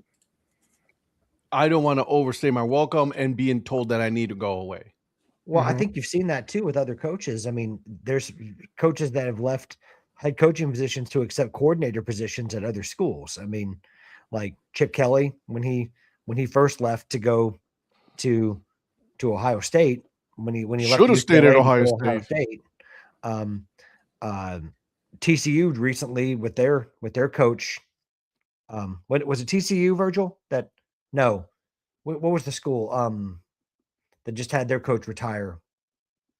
Oh no, sorry, Kansas State. Kansas State. Okay, yeah. Kansas State, had their coach retire, and he probably had plenty of years left in the tank for coaching, but it's just with the new era of collegiate athletics and Mm-hmm. with NIL being what it is and the transfer portal being what it is, it's for some people and it's not for some people, and so you're going to see a transition. Can I say something about that? I think, listen, NIL it's changed the whole landscape of college football, well, college sports overall. We need to do something about the transfer portal, bro.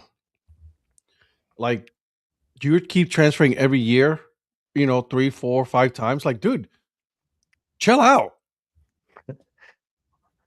Like, there should be a number of transfers. Like, all right, look, dude, you get 2 transfers, and that's it. After that. And in basketball, in college basketball, we're seeing a new wrinkle because now there's guys that have been drafted. Like there was, who was it? The guy that was drafted 30th overall in 23, but then he played he played in the G League and he played internationally. And then went back. Now he's been signed by, who was it? Baylor. Scott Drew and Baylor.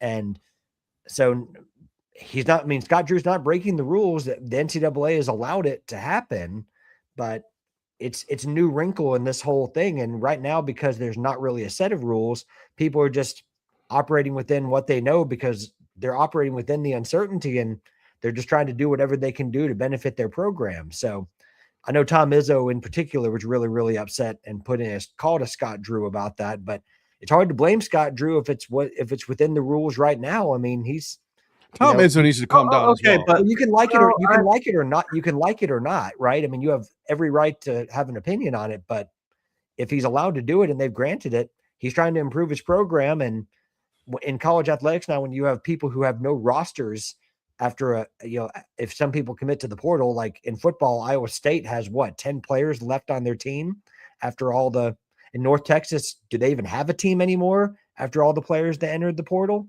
I mean, so. And it's a problem in both basketball and was football. it just JMU? All 11 JMU? players? Yep. From their playoff team? And I know I'm crossing sports here, but I'm trying to make a point of just and I get without having rules, it's almost like you have to do whatever. It's gotten to a point of desperation with some people, with some coaches, that you're trying to do whatever you have to do to put a roster together and get the most talented players who are going to commit to your school to come in and try to build a competitive team. I don't disagree. You can argue that the manner of it's right or wrong, but if the NCAA allows it right now, even though they don't have a whole lot of authority over it, they're not going to be the last. Scott Drew is not going to be the last one to do this. Is my point. And the NCAA is the ones that's culpable here. Like they allowed this to happen from the get go. But hey, So- I will tell you this: they may not be able to handle any of that, but they'll punish a D3 runner for no reason. Did you see? Did you see what I posted? Yeah. I know, Flobo, you retweeted the same thing. Yeah. Like, bro, for real? Like Yeah. this dude, the community is coming out to help this kid out because he is barely making ends meet to try to, one play, two work. He's doing it the right way, and then you're punishing that dude when I you're didn't not see- punishing I didn't see these. this story. What happened? He's a runner in D3, and this dude's working. There's no scholarships, by the way, at D3. Yeah, there's no scholarships. You So- pay for your own way. So is this track and field we're talking, or is this? Yeah. Okay. And so he was working the overnight shift to pay for school, going to class. He's working multiple jobs. So the community found out about this, and they're like, "Hey man, let's just set up a fund, to help him out." It was $6,000, I think it was the total amount that they came out to. So, and then they gave it to him. But the NCAA said no, he's no longer eligible because it's a gift, right? So he's not allowed to receive any kind of gifts. They call it a gift. But if they would have called it, according to the news, like if they would have called it part of the NIL, they would have been fine. He would have been fine. When that's more honest money than some of these NIL deals that you see. Again, I won't speak for you guys, personal opinion. But that's like, yeah. And so- I'll try to bite my tongue as someone who's not a fan of the NCAA as a governing body or Yeah. whatever they call themselves now. That's unfortunate. right. That's it is. unfortunate. It most certainly is. And I think it's wrong. I think it's disrespectful. I think it's disingenuous of the NCAA to be doing something of It's- this manner. It's one of those examples where you may think the spirit of the law or the rule is there, but the implementation is massively flawed. 110%. That's how I see it. Because a lot of times that's how I feel it is, that the spirit of something and the intent may be there, but a lot of times the implementation is very flawed. Correct. Just So, yeah. Man, I'm sorry. I went on a rant there. See, you asked me about the dad hate, and then here I go. Well, I mean, I gotta get you ready for I'm next glad. year. Yeah, for sure. As well, enlightening. Yeah. Yeah. So this is what we talk about on the Break Even Sports show. Yes. It's the things that we usually don't talk about on DAC on Tuesdays and Thursday nights. And Yeah, so- I was saving the Baylor story for tomorrow because I want to get Eric's opinion on that. my bad. That's okay. I'm glad it came up anyway because I mean, if there was any school that was going to try to test the water to do that first, it was going to be Baylor. Yeah. And rightfully so. Yeah. Now, Flobo, do you have a soccer team that you follow? In MLS or in general? Well, in MLS, Europe. I mean, yeah. So, by the way, I'm a casual fan. I feel like when I go to your show, I'm like, oh, I like sports too. But locally, it's the Galaxy. Premier League, it's Man City and Zwei Bundesliga, Schalke. Those are the big three. And then of Okay. course La Liga Oh, de la oh, Deportiva oh. Alajuelense in Costa Rica. So Okay. How's it feel to be on the top right now? it's all a yo-yo, man. You get all hopeful. You think about promotion, and then yeah. yeah. I like that. And by the way, Yeah. I'd love to see. I like that you Schalke have a back in the La Liga. Bundesliga. look at you with a La Liga team. Yeah, man. You know? I'm trying to get these guys to like La Liga a little bit Yeah. more. But it would be Oh. it would be cool to see Bundesliga football back in Gelsenkirchen. Yeah, exactly, man. I was so Yeah. close. I didn't even get a chance to go to a game when I was there. Virgil, how No, much did I butcher the name of the city, Virgil? Let me be I think honest. it's pretty well there. But I mean, I think there's another city that probably would be. I'd be pretty happy if it had Bundesliga football again. And Who would that Kaiserslautern. Kaiserslautern. Kaiserslautern. Yeah. Okay. Yeah. Okay. So Yeah. that's Yeah, my I know team. the guy. Yeah. Yeah. Where are they in the table right now, Virgil? 7th. 7th? Okay. So no promotion for them. Not yet. They're still. If they can stop losing to bottom table teams, it'd be kind of nice at this point. But Wait, Well, so were you a fan of the team first and this happened to be regulated or relegated, or was it like a thing where you're like, no, 2 Bundesliga is my jam, and you just pick the No, team? it's kind of a mixed bag because I was in first off, I was born in Germany, so it's actually the closest big club to my birthplace. But the story actually started when I went back in Germany in 2006. I was in Kaiserslautern, and it was the last day of the Bundesliga.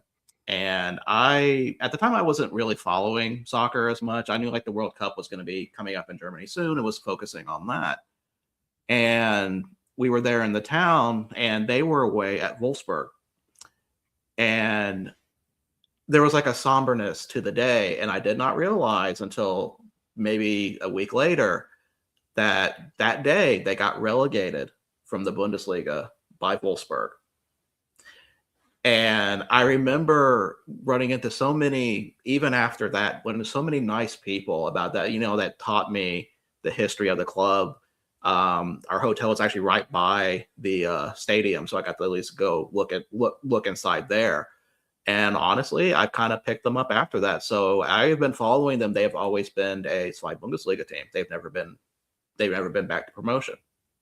That's by the Air Force Base, right? Yep. Yeah. I know that. Shout out to my honorary commandership in the back wall there. That's what's up, man. That's awesome. Like I love stories like that when you pick a team that's like not random, but like it's definitely off the beaten path. You're like, that's my squad. I'm like, to me, I'm a Texans fan. It's bearing fruit now, but for 20 years, you're like, yeah, I picked them because the Jets pissed me off. Like that was how I became a fan of them. You know what I mean? Yeah, most of the teams I follow are not conventional in any way. Yeah. Like there's always some kind of backstory to them, or there's some connection at least that's not like a normal connection, I would say. Yeah. Or a wheel decides it for me. Flobo, can I ask how you became a Man City supporter? Oh, I didn't tell you the story. The short answer, kind of on brand, was bribery. That's how it became. So, maybe you didn't. I just okay. That was there. It is right off the rip. So I was 25 years old, and I just graduated grad school or film school. I had big plans of being a famous person out here in Los Angeles, but I couldn't find a job, and life sucked. And my birthday came around, and a bunch of friends decided to go to a British pub take me out for drinks. Which is a place called Ye Old King's Head. It's in Santa Monica. We were in LA checking out because they have a little British grocery store. You could buy all your tea and crumpets, all that shit. Nice. Anyway, I walk in there and everyone's having a good time. And there was a couple from Manchester having dinner at the bar, which is really weird, right? Why would you fly 11 hours to America and go to whatever? So I go to an English pub and yeah, start it's like the most American shit I've ever seen in my life. And so you stick with what you know in the end. I guess so. But they're like, America. I'm done. It's like people that go to the UK. It's like people that go to England and then the first stop is the McDonald's. Well, that could be different. We'll see if it's different. It can be, but then they get the closest thing they can get to a Big Mac. Right. Like, well, so it's funny you say that because you go to Hawaii and McDonald's in Hawaii, they got sushi, and they got Spam there. Yeah, so Spam Musubi, bro. Well, and to be fair, Burger King in England can serve some different things than you would find at a Burger King in America. So, but the sentiment still sounds like if you're going to go all the way to a different country, try their food. Right. Exactly. Don't go to an American, American British pub. That's what they were. So right. I walk in there and I'm chatting the couple up, right? Because they're at the bar, so I have to basically stand next to them to order. Right. And they're watching Premier League, and they're like, "Hey, we're watching Premier League." I'm like, no, hey, that looks cool over there, but I'm getting into soccer now as a fan, because I watched the previous World Cup. I got to make sure I support my local club. I'm a Galaxy supporter, and I told them about how I was a Metro Stars guy, and I came out to LA, and they go, "Hey, look, I understand. You support what you like. You always want to do your local club. That's very, very important. But I'll tell you what, it's your birthday. So we will buy all of your pints today.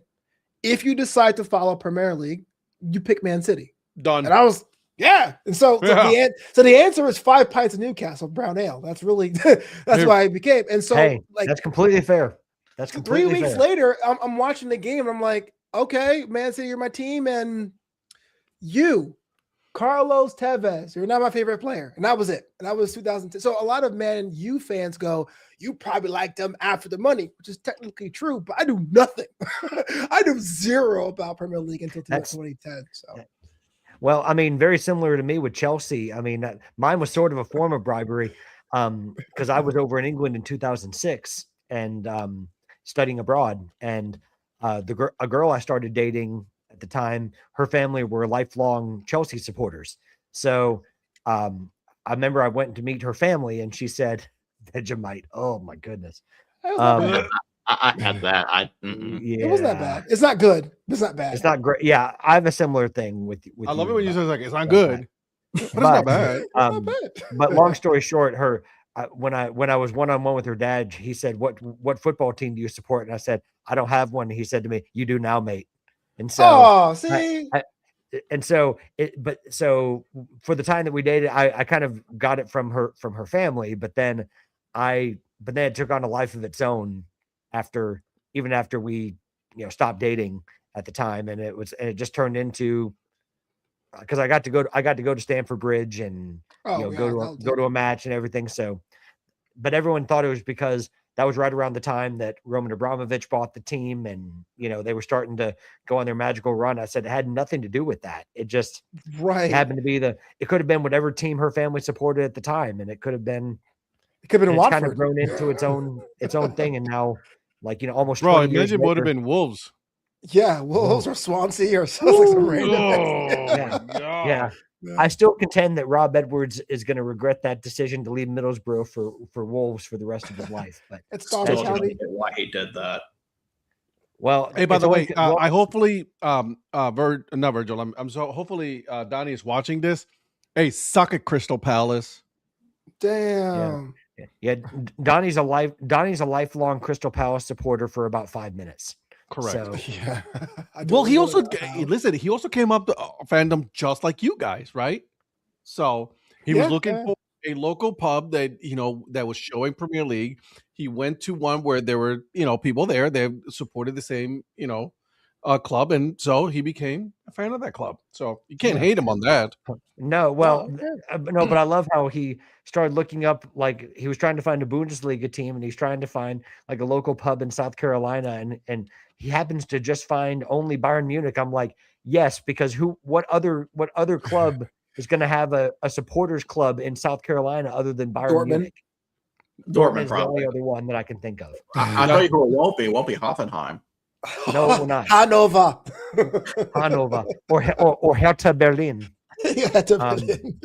Yeah, yeah. So, or Virgil, would Paderborn have one? Would Paderborn have a supporters club in South Carolina or no?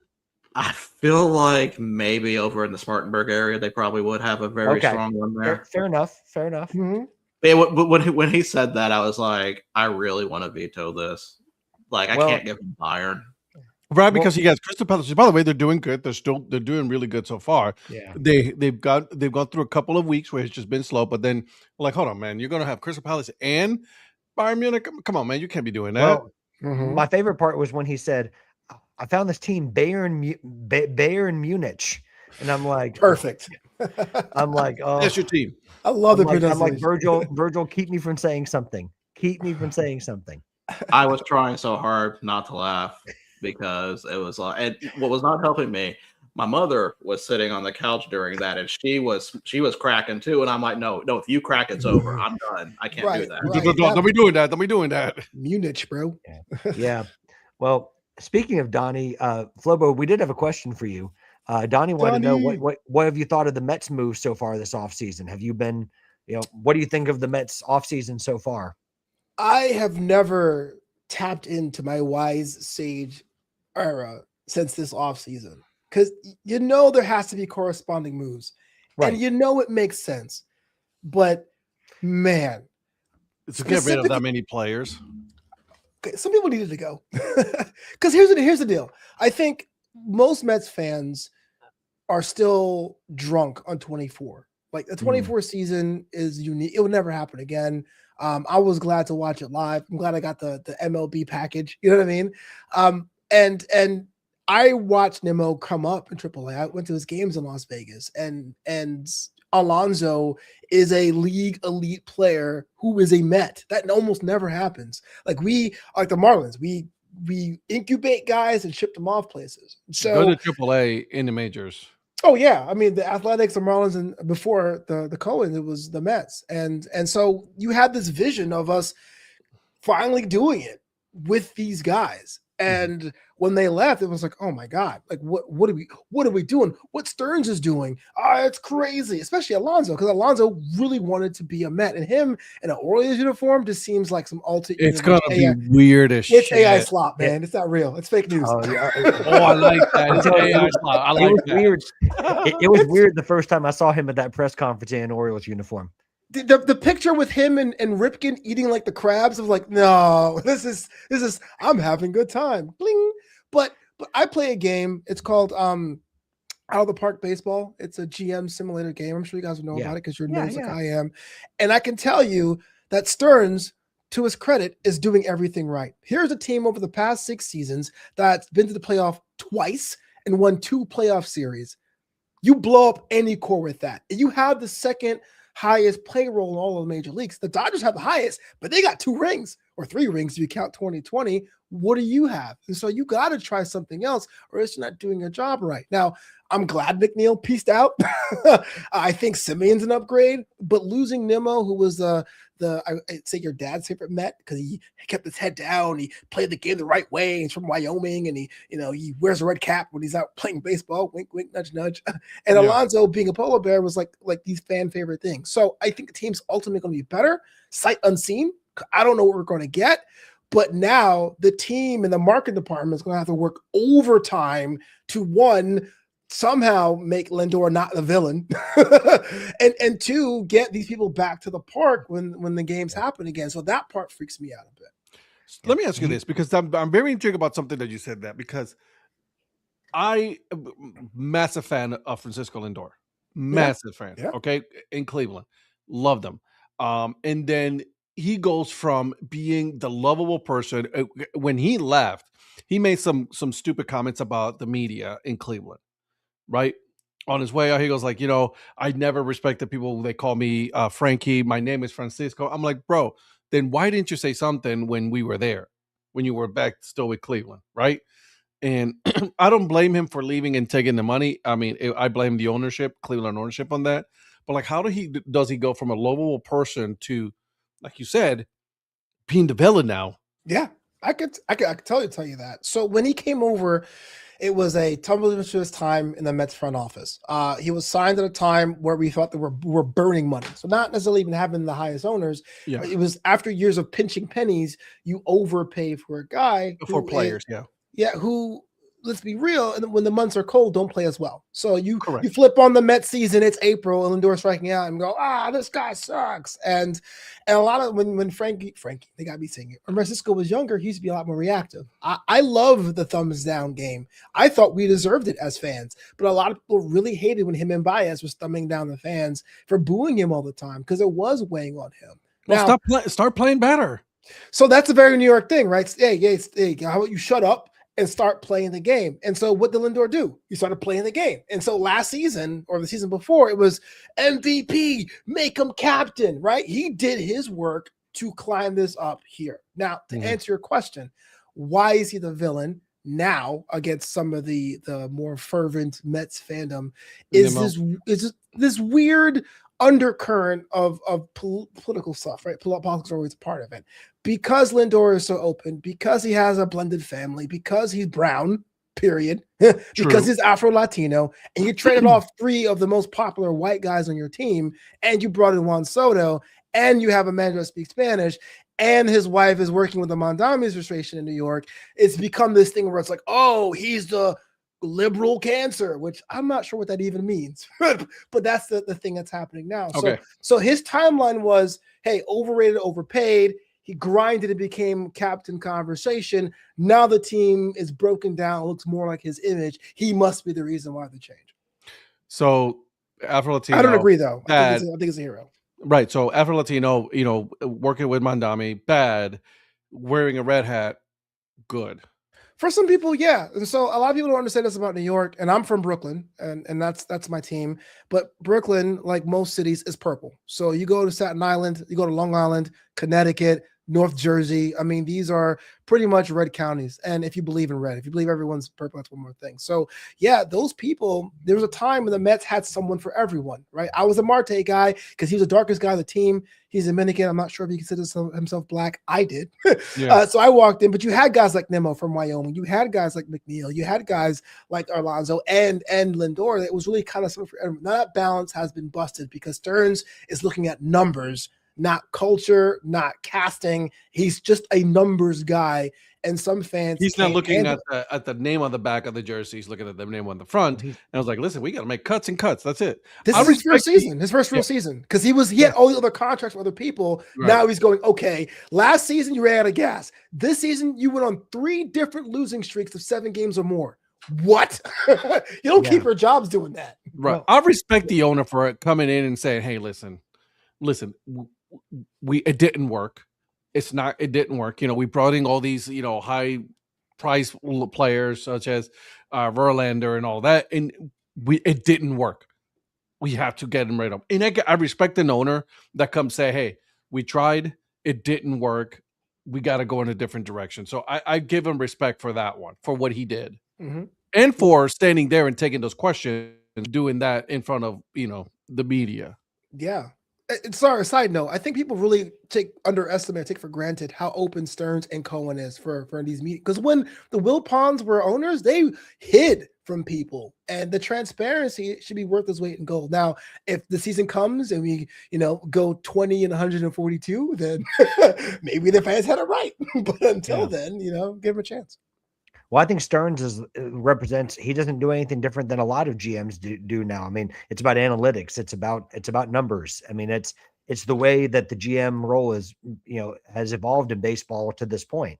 I mean, it's not to say there can't be exceptions to the rule, but he's doing it like a lot of GMs would do on other teams. It's they're being demanded to figure out what are the numbers telling you and what are you going to get.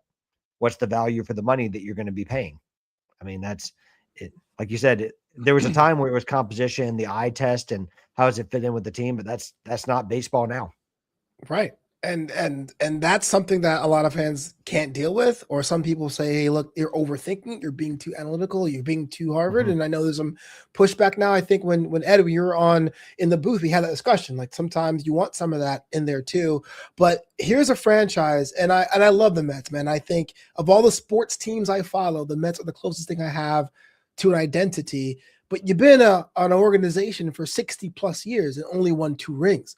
Like the Marlins have been around for half of your lifetime, and they have as much championships as you do, and you're paying the money the Dodgers are. You're paying more money than the Yankees, paying more money than the Phillies, and you're not getting it done. And unlike the 29 other teams in this league, when the Mets fail, it becomes national comedy news. The Rockies can be awful, people still show up. The White Sox can be terrible, but the Pope likes them. But if the Mets miss the playoff, it's sound the alarm. You know what I mean? So I get it. But it's going to be weird seeing Baltimore Orioles player Pete Alonso walk in the streets of New York. Yeah. Yeah. I mean, but I think you made a good point. And when I originally brought up this question, that Donnie asked you, there's still corresponding moves. There's still stuff that could happen. Do you think Semien is an interesting pickup to me because he obviously had a down year last year, so you're sort of buying low on him, right? I mean, but we know Semien at the top of his game, what he can do. He's one of those few players that can hit for power, but yet he's still good defensively. So, Right. So do you think maybe a change of scenery is going to be good for him? Kind of a restart, because I'm a Blue Jays fan, and I remember Marcus Semien for his 1 year cameo, and I mean he had 46 home runs after coming over from Oakland at the time, but it was hard to lose him because he was fantastic, and I still think he's got some left in the tank, and I think his second half of last season would suggest that he still has a lot left. So I'm intrigued by that pickup, and I actually like it for the Mets. Hey, I forgot you're a Blue Jays fan. My condolences. Sorry for your loss. But It's it's been a long time. listen. It's the game. It's the game. It's the game. It's the It's the game. game. No, I'm And- with you. With Simeon. I mean, look, I noticed his offensive stuff was pretty much down. That's why Texas was keen to offload him. But I Yeah. think one of the issues that they talk about run prevention was the infield was so porous. McNeil Oh, yeah. was a serviceable above average second baseman, but he was basically a utility guy. He's a bench player now, even though with the batting title, playing every day. And the Yeah. chemistry between him and Lindor wasn't the greatest. It's always been not the greatest, even when they are agreeing. And so that made us plug in. And maybe he doesn't have to do a lot. Remember last season when, at least for us as Mets fans, we had Tyrone Taylor in center field and we traded for Mullins. And we said, well, Mullins doesn't have to go with a 900 OPS. He just has to be a little bit better than Tyrone. And he wasn't. But he had a very low bar to clear. I think Stearns is looking at incremental changes. Yeah. Oh, well, interesting take here from Zach. Absolutely not. So, okay. So Zach says, I got my money in the Mets finishing last in NL East. Now, I understand the Mets 2006, too much drama and not enough pitching. Marlins and Nationals make a big step forward. Okay. So allow me to disagree here respectfully. One thing got to understand that most of the drama machine coming from the Mets camp is from John Heyman in the New York Post. He is paid to talk about the Mets. And I say this because a lot of his stuff is hearsay. He'll go, hey, man, I'm hearing in the camp there is a big fight between McNeil. No details though, and you have to look through that.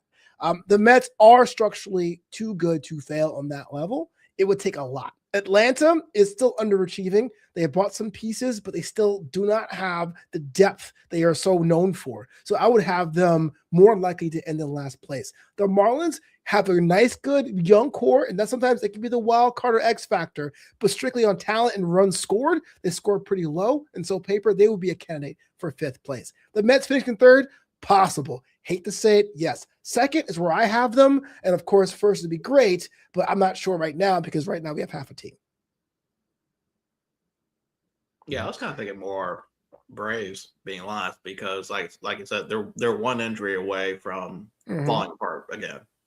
Yeah, agreed, 100%. Which is fine by me. I hate that little thing they do. It's still so dumb.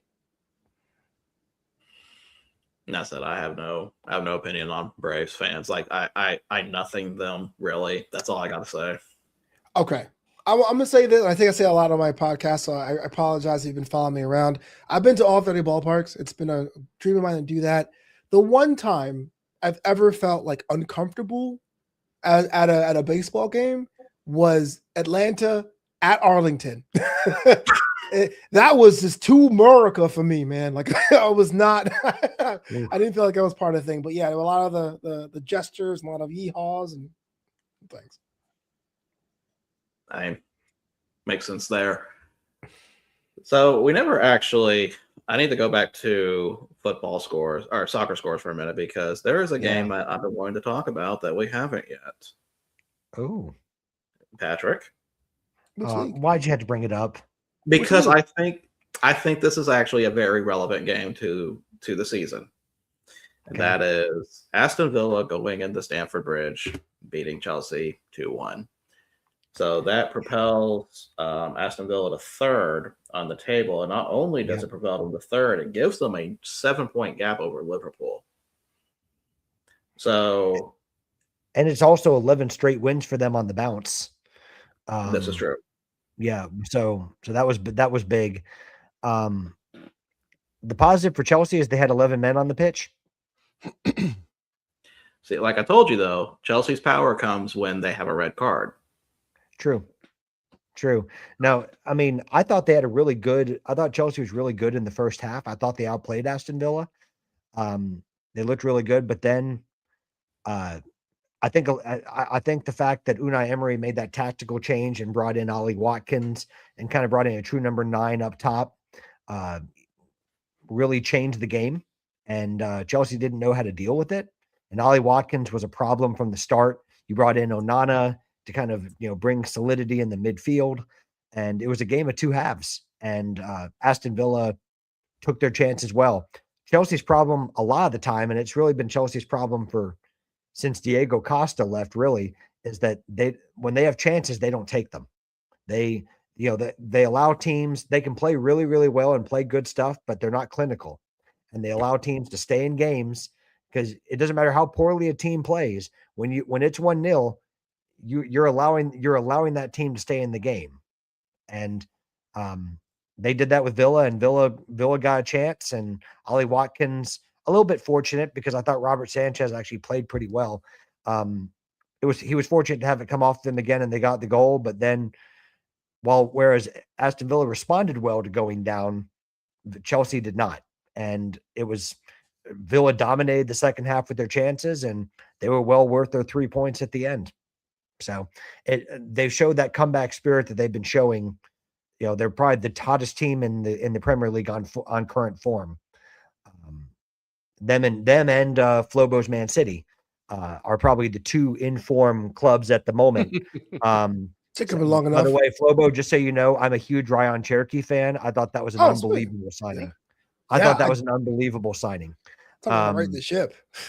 Yeah. Well, so I think the two, in my opinion, the two current clubs on form are Man City and Aston Villa. And it just happens to be that Chelsea has to play Man City next. So I do not hold out a whole lot of hope for any points this weekend, but it's the Premier League and we'll see.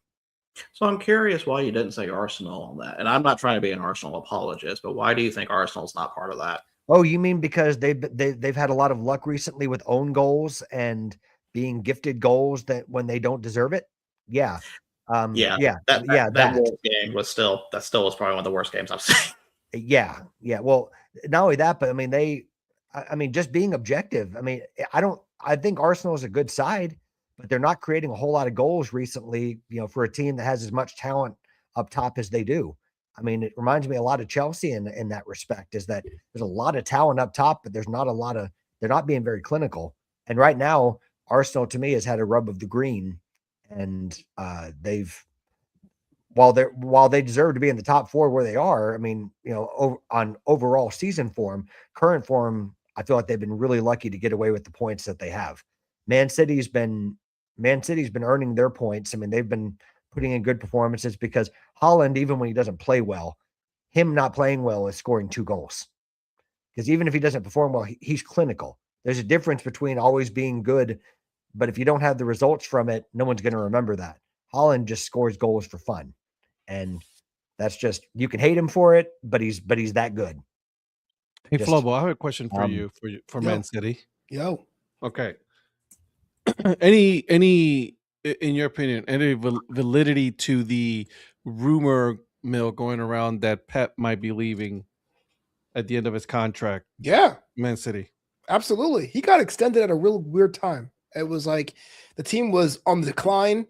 I think they had a choice to let him go, but the extension pretty much says when you get extended when the team is failing like that or flailing like that, it's kind of like, okay, personnel's on us. We're going to give you some rope. Maybe we have to do something. And so if you're Pep and you did that for a year and a half and everyone has come to expect Man City playing at a certain level, and he came on the other side of that, perfect time to walk away. I'm not saying he's going to retire. He may, he may go to another club. Yeah, slum somewhere else or take a national team job. But you've done everything that there is to do. You broke the Champions League curse, made different titles. Man City is equated with success, which is huge for that team. Like, what does he left to do? Yeah, no, I just wanted to ask you as a Man City fan, right? Because I do see, I read it. Hey, like he said, he's happy where he's at, right? His contract goes to 26, 27. So I think that he'll eventually, in my opinion, and again, there's no, I don't know where I'm getting this from. I just think he could potentially go back to La Liga, grab a La Liga club.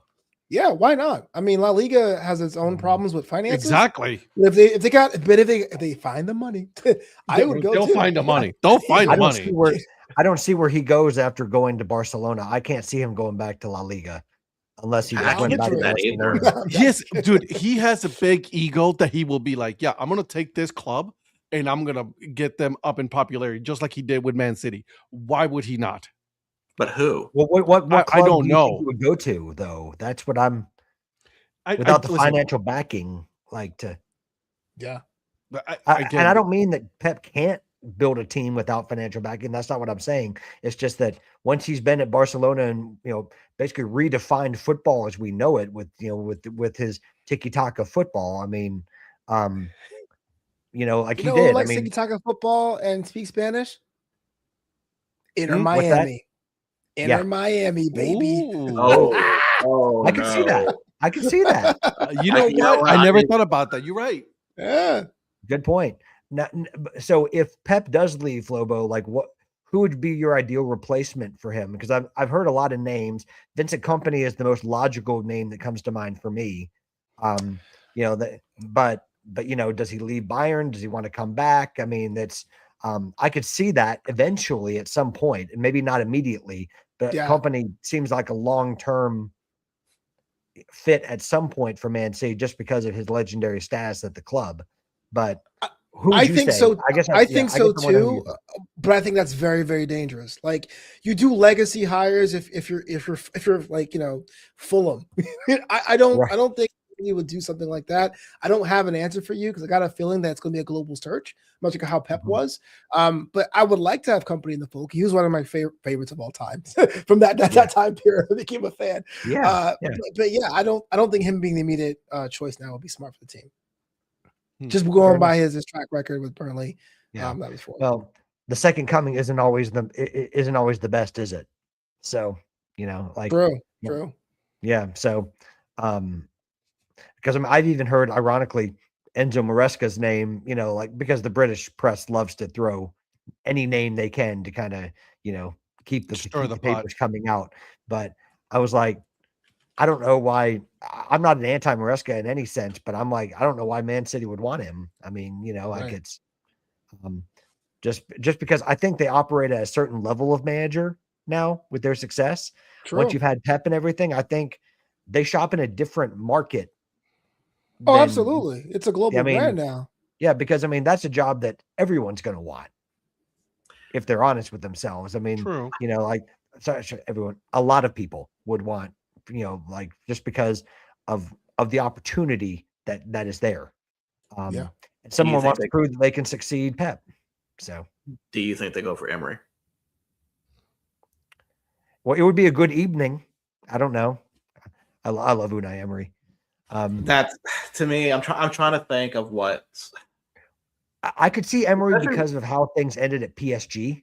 Yeah. Operate on and with Arsenal, like to kind of operate on that level again. Because with all due respect to Villa, they're not seen in that echelon of team like PSG in terms of Champions League contender, like a PSG or an Arsenal or a Man City, is currently seen. So it's a good comparison.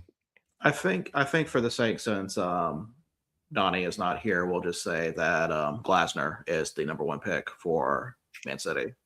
That is pretty much a definite. And then once he Googles who Glasner is, he will agree. Yeah. Or be shocked by it. Well played.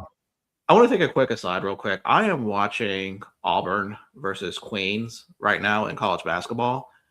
The Queens head coach is wearing a magnificent Kwanzaa sweater. This game's on SEC Network. So when you have a chance, you guys need to look at the sweater because I was kind of taken aback when I first saw it. Okay. So there is still something when you talk about, we talked about AEW, but I do want to get in the WWE for a minute, especially something that did just happen a while ago. The Usos won the tag titles from AJ Styles and Dragon Lee. AJ Lee. Is that, see, now my brain went backwards on that because I was about to say Dragon Styles, but it's like, no, that's not right. Dragon Styles. I can appreciate both. I can appreciate both too. So I'm I don't know how I feel about this because Usos with the tag belts always kind of a, like this is part of it. They'll get their New Day match. We'll relive that again. But Lobo, you did kind of ask in the chat, is the Jey Uso experiment done? Mhm. And I think it's been done for a while. Yes, but there was some hope there, especially with the oh man, I am losing, and sometimes that usually comes with something else or a heel Right. turn or something along those lines. But hey, and I guess I never liked the formal declaration. We're back in the tag division. I thought that was like a false flag, but apparently not. If you're the champs, so props to them. Well, Yeah. I'm still, even with the titles, I'm still not going to rule out a change. Because I feel I try to remember, didn't they do this with somebody where they won the tag titles and then literally the next week someone turned heel? Maybe I'm thinking about Y2J, AJ, possibly. I don't remember. But honestly, I don't even know if you turn Jay heel. I don't see how that would. I mean, it's definitely going to hurt merch. But I mean, I might ignoring the business side of it. I don't understand that. You can't do Jimmy again because we've already seen that. Yeah. I think that's the big problem. It was Big Jim had nothing to do, but it didn't matter because Jay was like to the moon. But whether or not you believe the WWE Unreal, Jay, you need to get your win back, or him just not being the star they want and being pushed on the card, now they're back in the tag team division. Now, to be fair, WWE's never really prioritized tag team wrestling in the last 25 years. I mean, I forgot the Wyatt Six are champions on SmackDown, but to me, it's just kind of sad that this guy, quote unquote, main evented it opened the show. He main evented WrestleMania this year, and now he's back in the tag division, just like saying, "I'm here, guys." Yeah. It's like it's like they strapped the rocket to him, and it's like, no, we were just kidding. Yeah, straight up LA Knighted him. Yep. Yeah. Yeah. Well, see, now that brings up a whole other topic. I feel like they missed the boat with LA Knight. Jey Uso was the LA Knight of 2025 because LA Knight, when he got to the main roster, first of all, if you haven't seen the COVID era like $1 Million Championship storyline with him and Cameron Grimes, go back and watch. When he outstanding. best time when he came up, he had like the People's Champ, or he still gets a pop now, but it was just massive. And he got pushed to the side for so long, and there was a time in the last month where he lost like 3 weeks in a row. You're just like, I know someone has to lose the division, but come on, man. The guy's like 45. He can't do it forever. Pull the trigger. And they saw it with Jey Uso a year later, got that unpopular Rumble win, opened the show, made Gunther tap out, and then that's it. It's a wrap. Yeah. It was almost like that was that was the high point, and then it just kind of devolved from there. But they have a history of not pulling triggers on hot wrestlers. I mean, this is kind of like with Knight. I never would have thought he was championship material because of just how they are. And maybe that's probably the jaded wrestling fan in me speaking, because like I still get mad over a WrestleMania main event where Booker T didn't go over Triple H. To me, I still get vehemently mad at that because to me, I've got feelings about Triple H just in general, but that's just me. But I mean, like, there's rarely times where they strike when the iron is hot. I can only think of 2 occasions on the top of my head when that happened.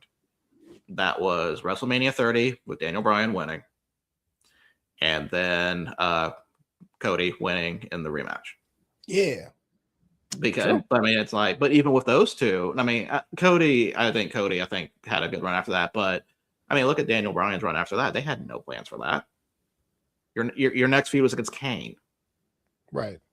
So I mean, yeah, it's. I like LA Knight.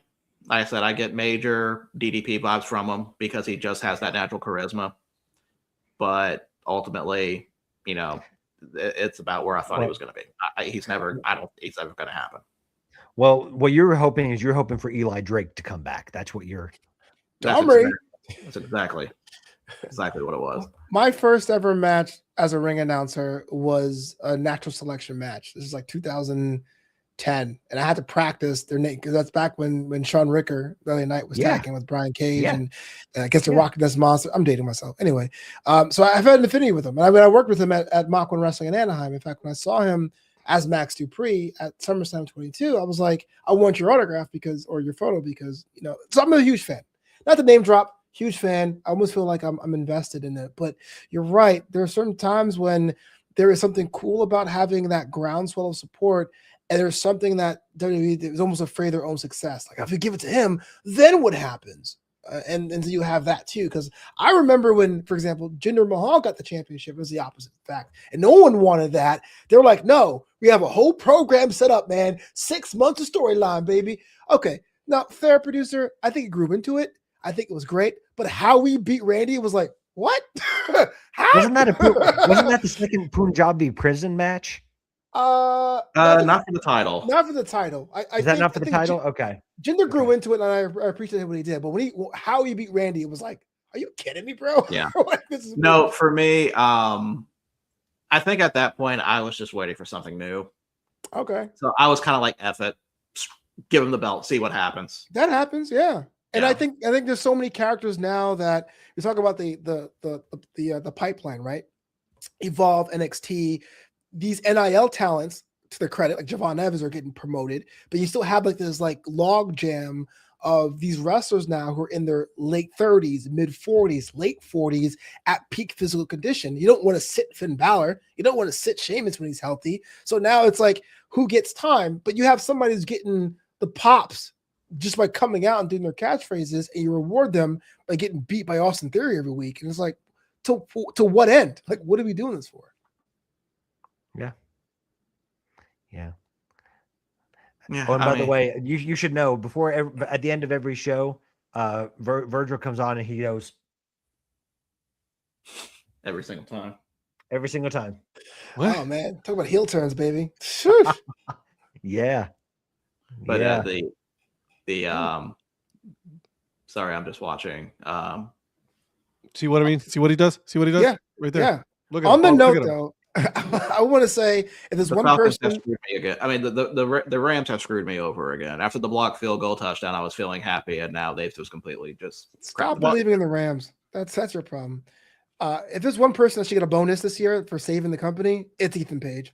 He's held that entire brand absolutely. with duct tape and Canadian vibes. he needs. He's one of those underappreciated talents. Yeah. Yeah.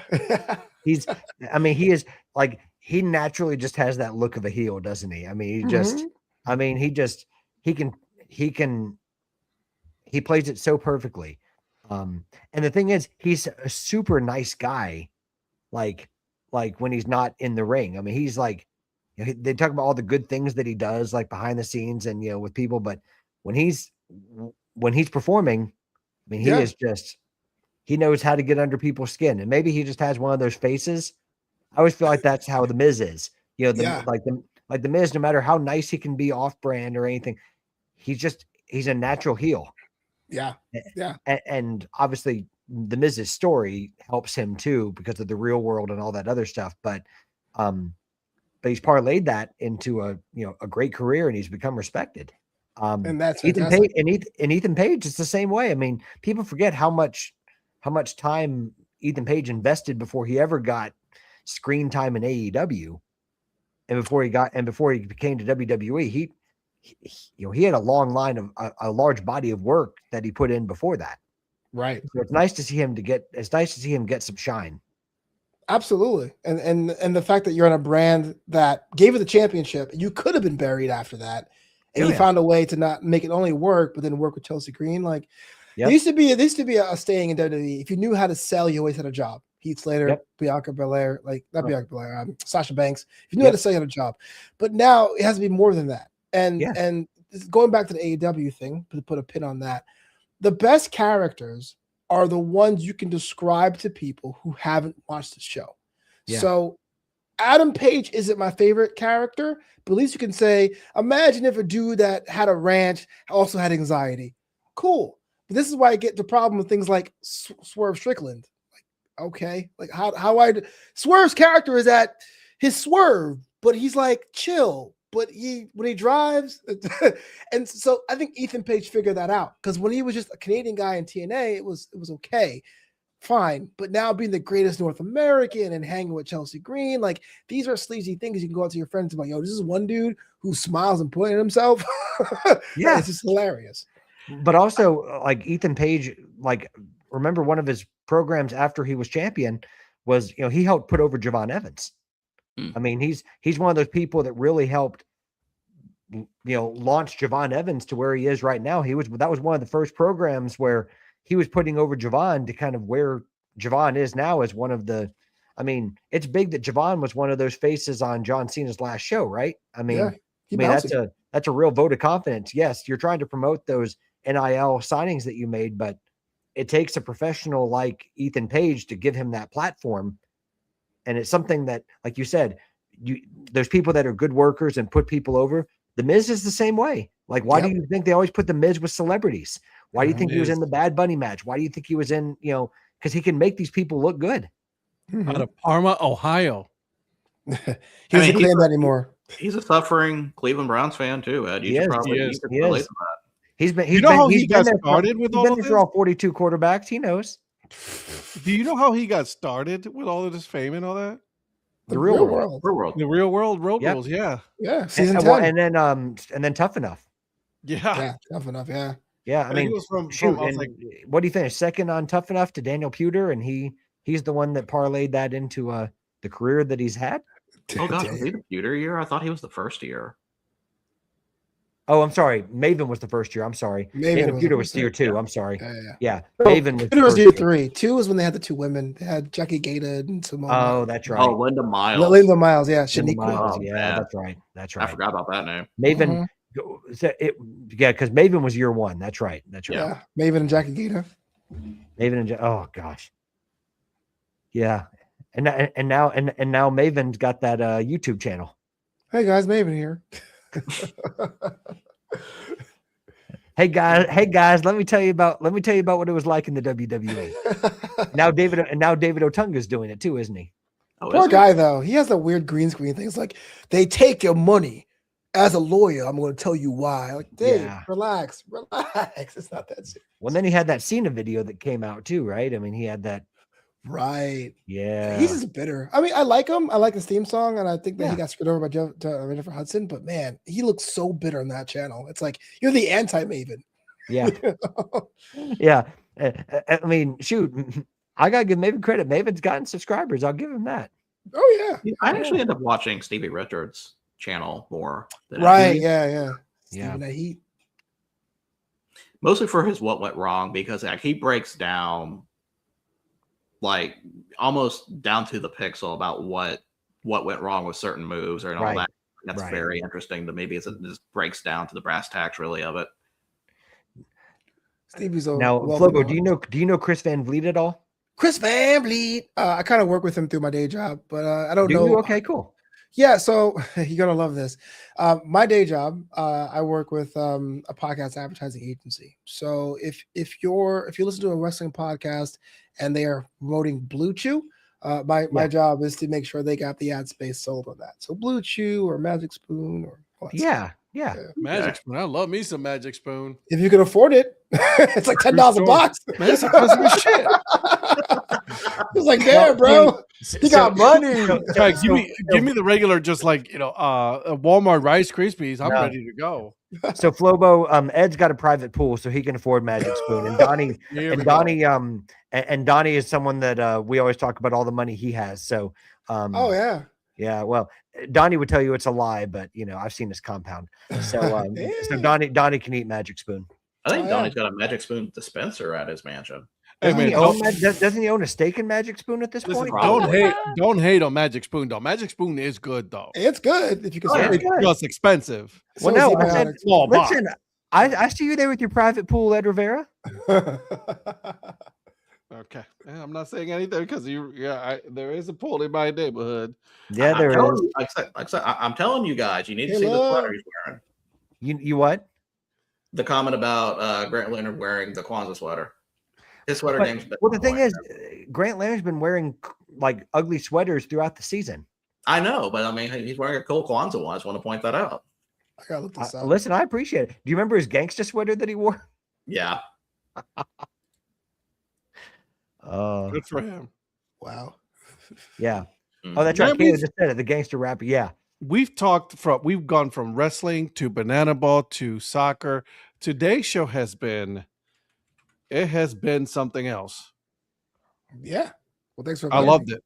Are you kidding me, dude? This was a lot of Yeah, fun, yeah. bro. Flobo, thanks for coming on, man. Hey, man, Absolutely. look, Thanks man. for If the coming dad on. hat says it, like I said, I gotta come through. I'm so glad we were able to work it out because last week I was like, oh man, that sounds like a lot of fun, but my agent and time zones and all that. So I get it. Well- I get it. I get it. Well, and we appreciate you being gracious on your contractual demands and everything. That oh was yeah, really absolutely, cool of yeah, you to do. yeah. It- I expect my crypto delivered today. and listen, I only did this because one, you're my boy. Hey, And I know you're the, I don't know anybody else besides these two knuckleheads that talk more wrestling than anything else. So they're I cool wanted to people. make Well, sure. listen, the two knowledgeable ones are Flobo and Virgil. I have a surface knowledge. That's Dude, that's how I feel about most of the things when you talk about your show. I'm like, oh yeah, soccer. Thank Kayla. Yeah, appreciate you watching tonight. This was Thanks, a lot Kayla. of fun. Listen, I may not know a lot of wrestling like you guys do, but it was entertaining. You guys, I'll give you this. You guys know your shit. So that was pretty cool. And I still watch your stuff on TikTok, dude. Don't worry, bro. I see you. I see what you're doing. Hey, massive fan, Flobo. Massive well, fan. appreciate That's you. fun, yes. Love that. Yeah. See. All right. Well, with that being said, we're going to be signing off for this evening. So join us with our regular cast tomorrow for DHC Sport. Ed, are we doing a Thursday show? That's the first. So technically that would be the first of the year. I don't know. We'll talk about it. I know tomorrow we for sure will doing it. I don't know about the first. We'll see. Okay. So either we'll have some picks or we'll have a boatload of picks to do tomorrow. We'll find out later. So thank you for joining us, and we will catch you guys later.